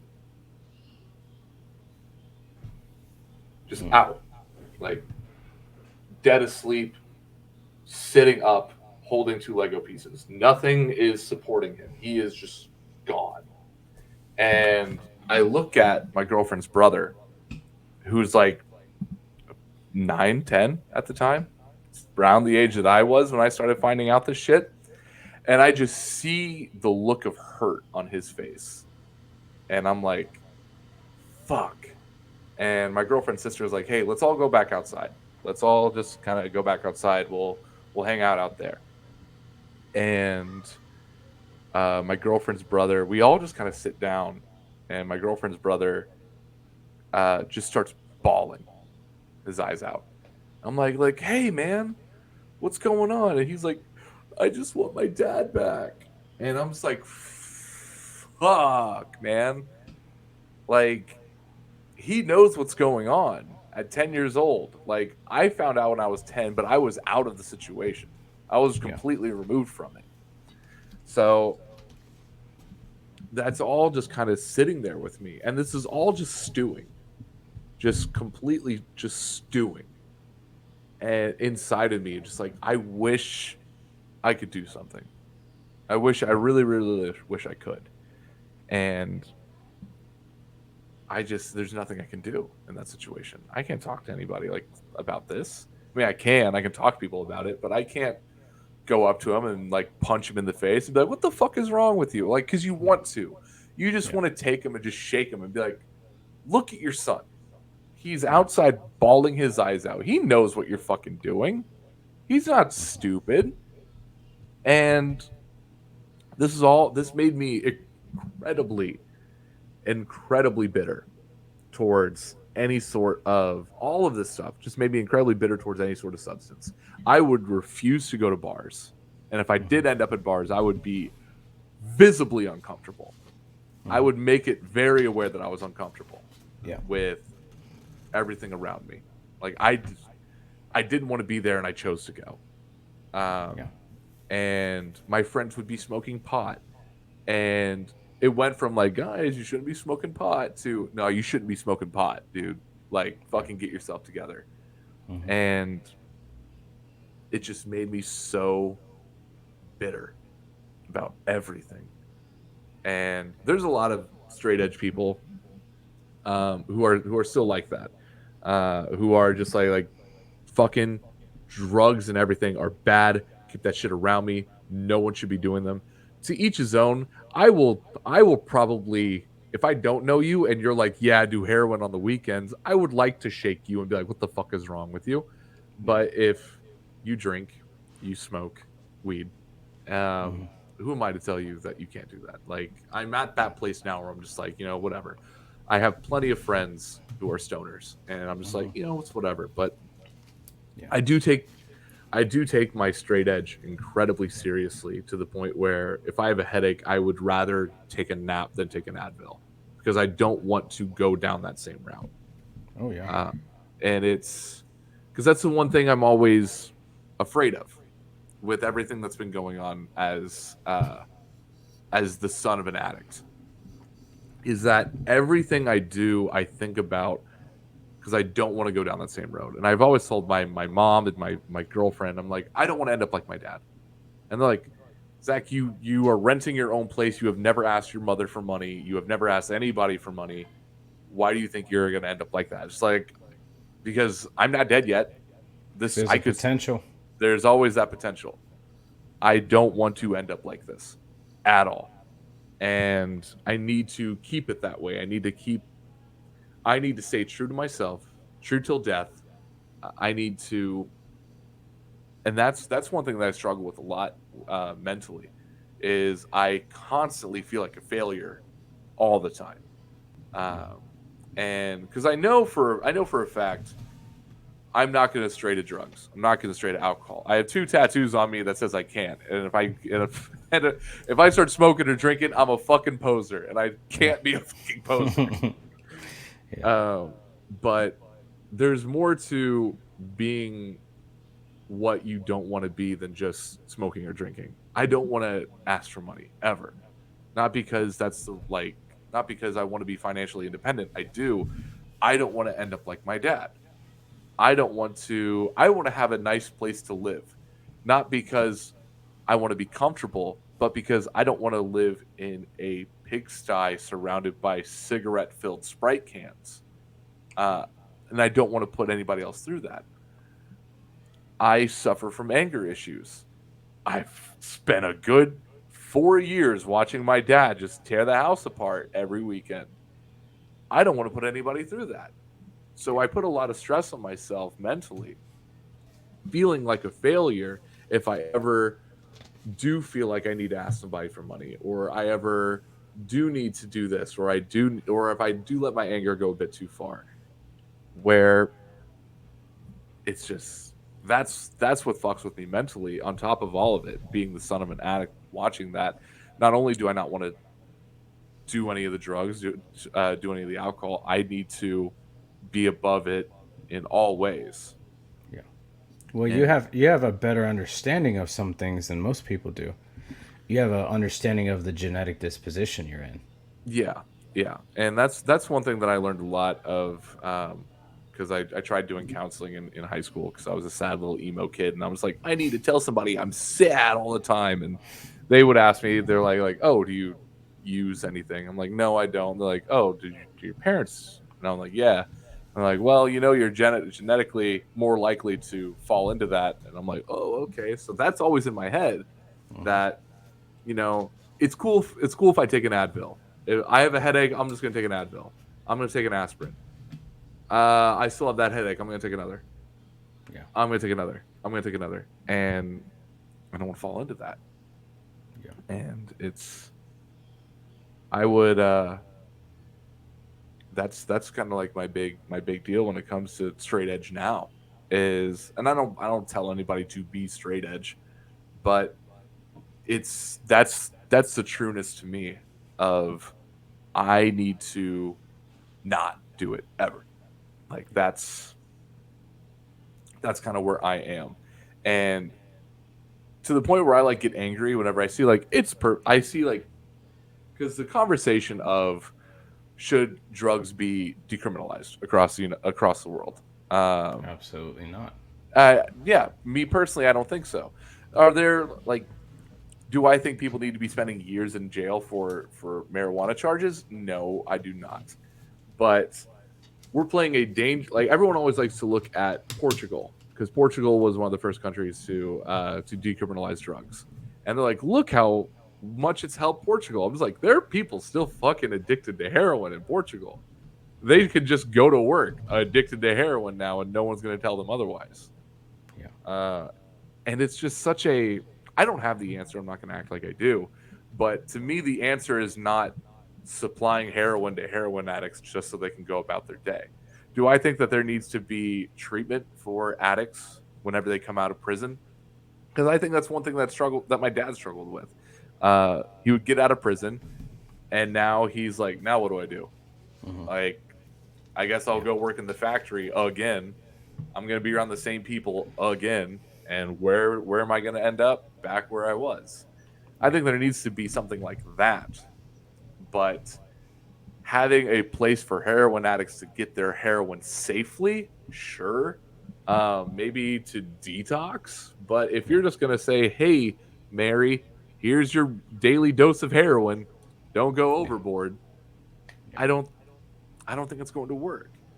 No. And I don't know. I feel No. like someone who has been in a quote unquote system would know better than I would, Yeah. because I'm only an outside looking in. I can only learn so much. If I ever, I can't go anywhere and try to find the cons to decriminalizing Yeah. drugs. But I think that's not because there are no cons, but I think that's because no one wants to talk about the cons of it. Yeah. Yeah. Definitely. So there's reentry centers that are geared toward helping people with substance abuse disorders to enter into society, get their treatment that they need. So it's like a holistic treatment where they treat the addiction, and they also treat the mental health disorder while rehabilitating them in society, and pulling them away from those people, places, and things that bring them back to where they were. But the problem is the aftercare. After you've gotten to that point where you're like, okay, I've sustained this amount of sobriety on my own without it being mandated. What do I do now? And there's nobody checking up on you. There's nobody saying, "Hey, dude, are you okay?" Or there's no phone calls. There's no numbers to be had to say, "Hey, I'm having a bad day. I'm thinking about relapsing. What's up? And I don't know if it's the mindset of the program where they're like, okay, this person presents to be okay, we'll release them, Hmm. or if they say we've served our purpose, now it's time for them to figure it out. I know in my program, the way that I do it. So I ended up going to therapeutic court, which is a treatment court that specifically designates treating people with substance abuse disorders. So I went to veterans court where it's all veterans, veterans, and charges range from DUIs to assaults to everything, but they treat the substance abuse disorder because 9 chances out of 10 the person coming into it has a substance abuse disorder, which is why they did what they did. I know mine was a substance abuse fueled charge. I got an assault charge, and so when I graduated, I kind of felt like I was floating because there's no aftercare, and I had to physically be like, what can I do to stay engaged? Because if I don't stay engaged, I'm probably going to end up back where I'm at. And so I had to reach out and say, what can I do to get engaged? And I do a process group for veterans twice a week, every week, and I've been doing that for almost 3 years now, and that helps me, and I stick with my 12-step programs. I reach out to veterans. I do this, like, this isn't therapy for me, but it's good to hear that I'm not alone, to feel Hmm. like I'm not alone. And I love doing it. And I speak at a panel that's called a Victims Impact Panel. I actually did it on Monday, and it's for people that have first time DUIs. And so I speak at that, and I share my story, and I talk to those people that are in some trouble, but their life isn't ruined yet, because I know what it's like when life is ruined and you have to claw your way back out of that hole. So I talk to them and share my story in hopes that that something will click and that they'll do that. So there's a lot of aftercare that is there, but it's not advocated for. So that's kind of what I'm trying to do, is advocate for that aftercare and say, hey, look, like you graduated your program and you think you're okay, and then if you get to that point where you feel like you're not okay, like, we're here, I'm here, let's figure this shit out. And I think that would help a lot of people because, I mean, the people that I've seen enter a rehab program that are still using, they just, like you said, they just get out and we're like, okay, I'm clean now. And now they have to deal with being clean and back in the whole world of just like, okay, now I'm clean. Let's, if I if I fall back down, am I going to be able to get back up? Yeah. And I think that's the one thing. And I think another thing, the issue I've seen is I won't I won't say what it is because I still technically interact with them. But there is a coalition that I'm a part of uh, that is focused on helping the youth of my area stay off of substance abuse and alcohol use because there is an issue. At one point, where I live top uh, was the top county in Indiana, or the tri-state for alcohol sales, because you could just come here and buy alcohol on certain or whatever. I think for a long time we didn't have dry Sundays, so people would come in here to buy alcohol and then they would go back home. Um, we had dry Sundays then for a really long time, but we would work on that. Uh, and we would advocate for that. We would have booths up at things. My biggest issue with it though was these people that are there are not first or second hand experienced. Like at most they're a counselor at the county jail and they speak with these people, but Yeah. I don't know if they know. And that's just like maybe one or two people on this 25 member coalition. The rest is just people around town trying to add shit to their resume. And in my head, I'm just like, okay, you're obviously here because you care a little bit, but do you Hmm. care about how the community looks or do you care about the people in the community? Yeah. Because Yeah, we know kids in our area have a drug problem. We know kids in our area have an alcohol problem. What are we doing besides just telling parents, like, here's where to look for the kids' drugs and alcohol in their room? Yeah. Hey, kids, don't do drugs. Like, Dare was a fucking failure for a reason. Yeah. Um, All Stars was a failure for a reason. You can tell kids all day, like, kids, don't do drugs. This is what'll happen to your lungs. This is your brain. This is your brain on drugs. Like, you Yeah. can do that all day until you have a experience, a true blue experience with substance. It's not going to do anything. I I guess like it's in the idea of if you help one, you've done your job. If you help one person, you've done your job. And I'm not against school speaking. One of the best school seminars I've ever seen was, I think this guy's name was Tim White. Uh, but he came to the school I know Tim and White. yeah, Yeah. so he came to the school and he told his story and he didn't bullshit around. He was like, I gave my son heroin. Now he's dead because of my heroin. And I was a millionaire. Now I'm not because of heroin. And it wasn't just, he didn't bullshit around. He told the story. And maybe that clicked with somebody in the crowd and said, oh shit, that could be me because I'm going down that same road. And I get, but it's hard to, I guess, like, it's hard to take it seriously though, because I've been there. I've been in the crowds, but I was also a different kid where anytime a speaker did come and they had a traumatic story to tell, I did sit there and listen. Um, but I know kids aren't. They, uh, I, I remember I got to film this. I don't know if this was, he, um, I think Tim White like brought like a kid up like in front of everybody. It was like, let's say your friend had 6 beers last night. What are you gonna do? And he was like, ha ha ha. He was like, oh, you think it's funny? Give me 10 push-ups right now. And the kid laughed. He was like, no, I'm serious. You think that's funny? Give me 10 push-ups right now. Yeah. And I Yeah. was like, oh, all right, cool. This guy's not fucking around. No. Um, I really liked his speech, but like part of me is just like, it's hard to. I tried to like brainstorm things with this coalition of like, because I could go to the big, like, because one thing that I did with the coalition and with my job was talk to kids.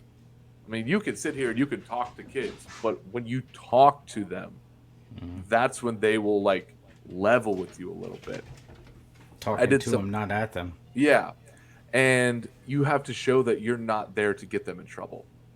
That was one. I did a before vapes and jewels were like a big controversy across America. I was a little ahead of the curve. I went to every single school in my area, every single high school in my area, and I randomly picked kids at lunch. I got 100 kids from each school, which was a small sample size because you had 1,000 kids at one school, 500 kids at one school, and 300 kids at two other schools. Mm-hmm. But I got 100 from each school. And I said, do you vape? No? Okay. And I moved on. And I went, do you vape? And some people would be like, why do you ask? I'm like, I don't, I'm just here taking information. And they're like, you with the school? I'm like, I'm not with the school. My hair's down, my shirt's untucked, and I'm saying fuck to you right now. Mm-hmm. I'm not with the school right now. I don't give a fuck what these guys are talking about. I just want to know if you vape or not. Do you vape? Yes. What do you vape with? Do you vape with a jewel? Do you vape with the big fucking cloud makers? Do you just have a Mm-hmm. pen? What is it? Oh, a jewel? Okay, thank you. And there was one kid who told me no, and then he saw me talking with other kids, just not being like, "Hey, kids, blah blah blah blah blah blah blah blah blah," Mm-hmm. and don't do this. I was just taking down information. He was like, "Oh, so you're not with the school?" I'm like, "No, I'm not taking down names. I'm not taking pictures." And he just went, "Oh, change mine to yes." And I wish there was a way for me to go to kids and just say, like, go at the kids,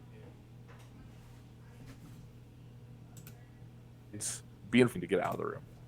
Yeah. Like the next 10 minutes, get out of Mm-hmm. the room. and then figure it out from Yeah. there and say, now answer. Well, I think it's because kids see an adult, they see an authority figure or Hmm. somebody who presents as an authority figure, and they're like, "Oh shit, I can't be honest." Well, if you're not honest, then you can't have the help. Yeah. You know, Yeah. I don't know, it's ridiculous, but yeah, I mean, um, I can completely relate to a lot of what you talked about. From the perspective of being kind of that parent that was like your girlfriend's dad.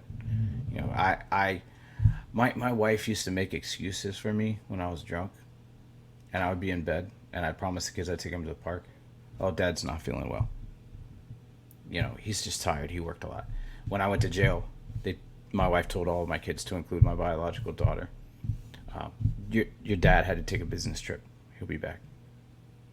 And then me being in jail a month, and then being gone from the house because I was in therapeutic court and I wasn't allowed to come home for 7, 8 months. Yeah. I ended up coming home, and I said, guys, I was in jail. Like, I told them straight up. I took accountability for it. I said I was in jail. I've done some pretty shitty things. I was not the best person, but I promise you that person that was here is not the same person that you see now. And it hasn't. And nothing about that has changed.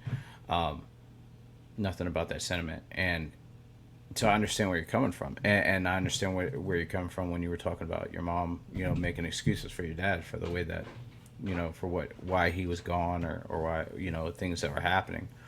And she was trying to protect you from that. Hmm. And I'm glad that she did. Yeah. I'm glad that she's not like a lot of the mothers now that's like, your dad's just a fucking piece of shit. Yeah, and there were a lot of times like that.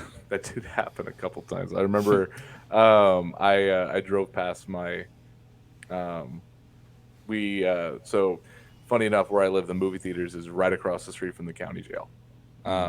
So we were going to the movies one day, and my mom was upset at my dad. I don't know why, but she we drove past the movie theater, and we were like, everyone say hi, dad. And I was like, what the fuck? And she Oh man. and she was like, sorry, sorry, sorry. Like, we all knew he was there. I was just like, Yeah. mom, that was a little uncalled for. She's like, you're right, I'm sorry. But there were That's, times where she did pull that card, but she was never like, she never told me my dad was a piece of shit. yeah. She was like, your dad was a shitty dad. And I was like, well, yeah, anybody could have Yeah. said that. But Yeah. um, Funny story about jails mhm. and locations. So I pull into Jiffy Lube.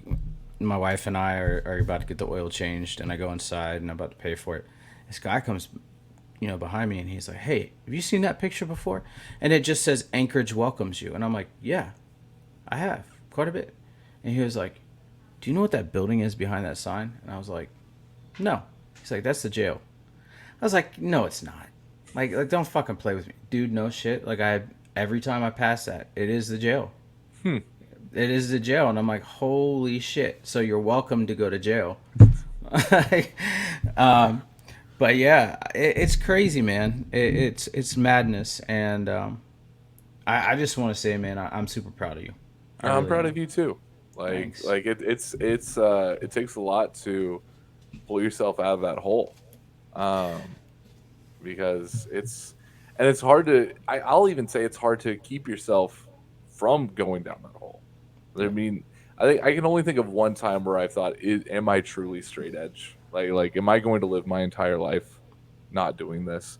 Because weirdly enough, I ran into like three straight edge people on the indies that were just not straight edge anymore. And they're like, yeah, that was a phase. I grew out of it around 23, 24. And I was like, I'm fucking 25. Like, is it going to come to a point where I'm just like, I don't fucking need this anymore? Yeah. And then, if there's a God, he gave me a sign. I went to an Angels and Airwaves concert, and there was a drunk girl like physically hanging off my shoulder to stay up. And I was like, yeah, nah, this ain't for me. I feel like we get signs when we need them the most. Yeah. Like I'm Norse pagan, and I don't believe in the monotheistic version of God, but I don't condemn anybody who does. Mm. And I was questioning. I drove from North Carolina up to Alaska. That was fucking That's a long crazy. drive. Yeah, dude, it was like 11 days. And so I'm pulling up to the border of Alaska and Canada, and I was like, man, I don't know if this whole heathen thing is for me. This whole Norse pagan thing is for me. And as soon as I pull into Alaska, there's ravens everywhere. And if you know anything about like Norse mythology, ravens Oh, are a sign of ravens are a sign of Odin. okay.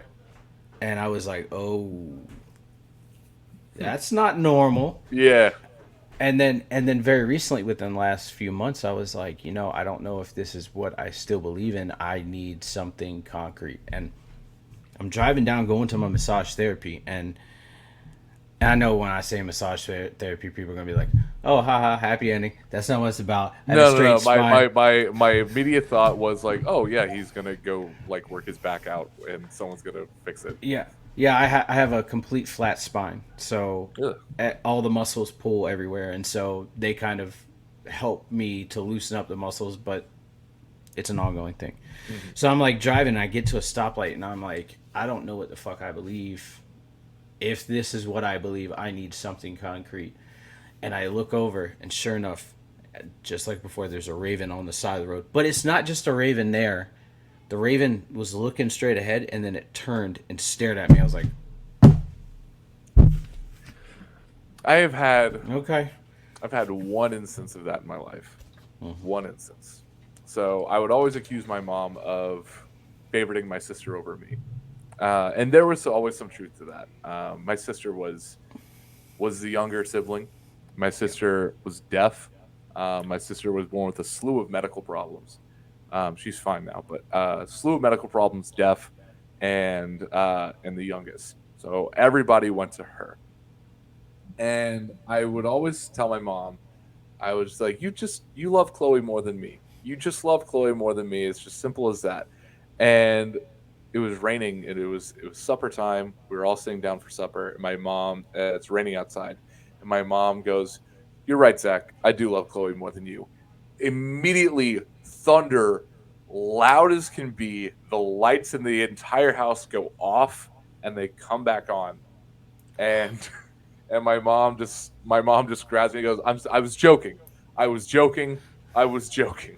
Jeez. Yeah, That's that's the insane. one time in my I'm agnostic. So like in Yeah. my head I'm just like, when I die, if there's something out there, there's nothing I can do about it. Yeah. Like Yeah. Yeah. whatever created this crazy fucked up universe, created it and or didn't create it or whatever, wherever we're living, nothing I can do about it. So The Matrix. yeah, if I We're gonna. die and I just wake up like, like that'd be, I think that would fuck with me more than an afterlife. Yeah. Yeah. Yeah. That would be insane to like wake up and you're getting unplugged out of a system, and you're like, my whole life was a lie. Yeah, yeah, What the fuck? yeah. Oh Uh, man, that's crazy. But I want to say, man, I am super proud of you, and I'm proud of you not just for being straight edge, but I'm proud of you for advocating for people and for doing outreach and reaching out to people and trying to keep them from letting their life spiral out of control based off of mhm. your experiences with your dad. Man, that's huge. Yeah, That really is, I man. And appreciate and that. you're doing a lot of good work. You really are. And I might not always agree with some of the things you say on TikTok. No one does. Hey, if No, we all agreed on the same thing, life wouldn't be fun. yeah, I find myself disagreeing with more people on TikTok than I have ever disagreed with people in my life. But that's why it's there. It's social media, and we're allowed to have a voice and talk about some of those things and just Yeah, say, yeah. yeah, But man, thanks for hanging out with me for like this 2 hours, dude. I know you yeah, got to yeah. No pack. worries. I know you got to pack. You got a big ass concert tomorrow to I go got to, I got bro. a I got a big ass weekend ahead of me. Yeah, you do. But yeah, it's definitely been fun. Yeah, yeah, I enjoyed it. I enjoyed it, and thank you for agreeing to do this, man. Absolutely. Um, I reach out to people on TikTok. I say, hey, I had this recovery podcast. I've had two or three people be like, yeah, I'm gonna do it. I'm like, okay, cool. Give me your availability. They tell me. I said it. Everything. Send the link out, and I'm just sitting here like this. I've always I thought about messaging you because I was like man, I'm in Walmart, I gotta get home. Like I got Yeah. home and I like dropped the groceries off, and I looked at my girlfriend and I was like, put these away. I gotta go. And then I sat here. I was like, okay, cool. Maybe he thinks I'm on Central Time because I was here at 7, Yeah. and Oh, okay. I was like, okay, he might think it's Central. I'm on Central Time, and I'm not. So maybe it's at 8 o'clock. So I went back out there, and I was just talking to her for a bit, and I was like, yeah, I'm gonna have salad for supper. You can order whatever. And then I like peek in, and then I see her sitting there. I was like, fuck, I gotta go. I gotta go. I thought you were on Central Time. Yeah. So. No. Yeah, I'm insanely close to the border. Like I said, the 30-minute drive to Santa Claus, Indiana. There's a amusement park there, Holiday World and Splash and Safari. If you are on one half of the park, you're on Eastern Time. If you're on the other half of the park, you're on Central Time. Your phone will fuck you Wow. so bad. Like you have to be aware of what side of the park you're on, or your phone will go nuts because your girlfriend's phone, and because iPhones or whatever, they don't change right away, so you'll be sitting there and you'll be like, oh yeah, it's 5 o'clock, and we still got 2 hours till the park closes. And then your girlfriend will be like, are you sure? Because mine says 6 o'clock and it says we have 1 hour till the park closes. And I'm like, oh shit. So Wow. I'm pretty close to the central Eastern Time deal. Okay. I'm technically on Eastern though. Yeah, I always try to make it so that I'm accommodating to people. So yeah, when I saw that, I was like, oh, he's on Central Time, but my bad. No But worries. but yeah, I had a blast. I had so much fun. Thank you for being here. Absolutely. Thank you for having me.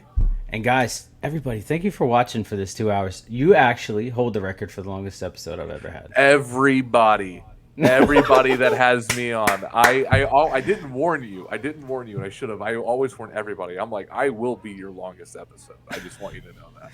I will be. And they're like, yeah, I've had some pretty long episodes. I'm like, no. I will be your longest episode. I think the only podcast I've been on that I haven't been their longest episode was the Wrestling Cheers podcast. I was on for almost 2 hours, and they've had a 3-hour podcast before. So Nice. that was the one where I was like, damn, I didn't get it. But You gonna be on Pandas? I haven't been invited, so I'm not going to be over here like, hey, let me on your podcast. But Yeah. if he Okay. invites me on, he invites me on. If he doesn't, he doesn't. It's just what it is. Do you want to be on? I'll put a good word in for you. I mean, hey, it doesn't matter to me. I'm always up to talk. It just depends on how my schedule works out. Gotcha. Alrighty. I have my process group in an hour, so I gotta relax, and I want to try and catch some main event of Dynamite before it goes off TV. Oh shit! It is Wednesday, ain't it? Yeah, it is. All right, right. y'all. Be good, y'all. Thank you for hanging out. Until next time, much love.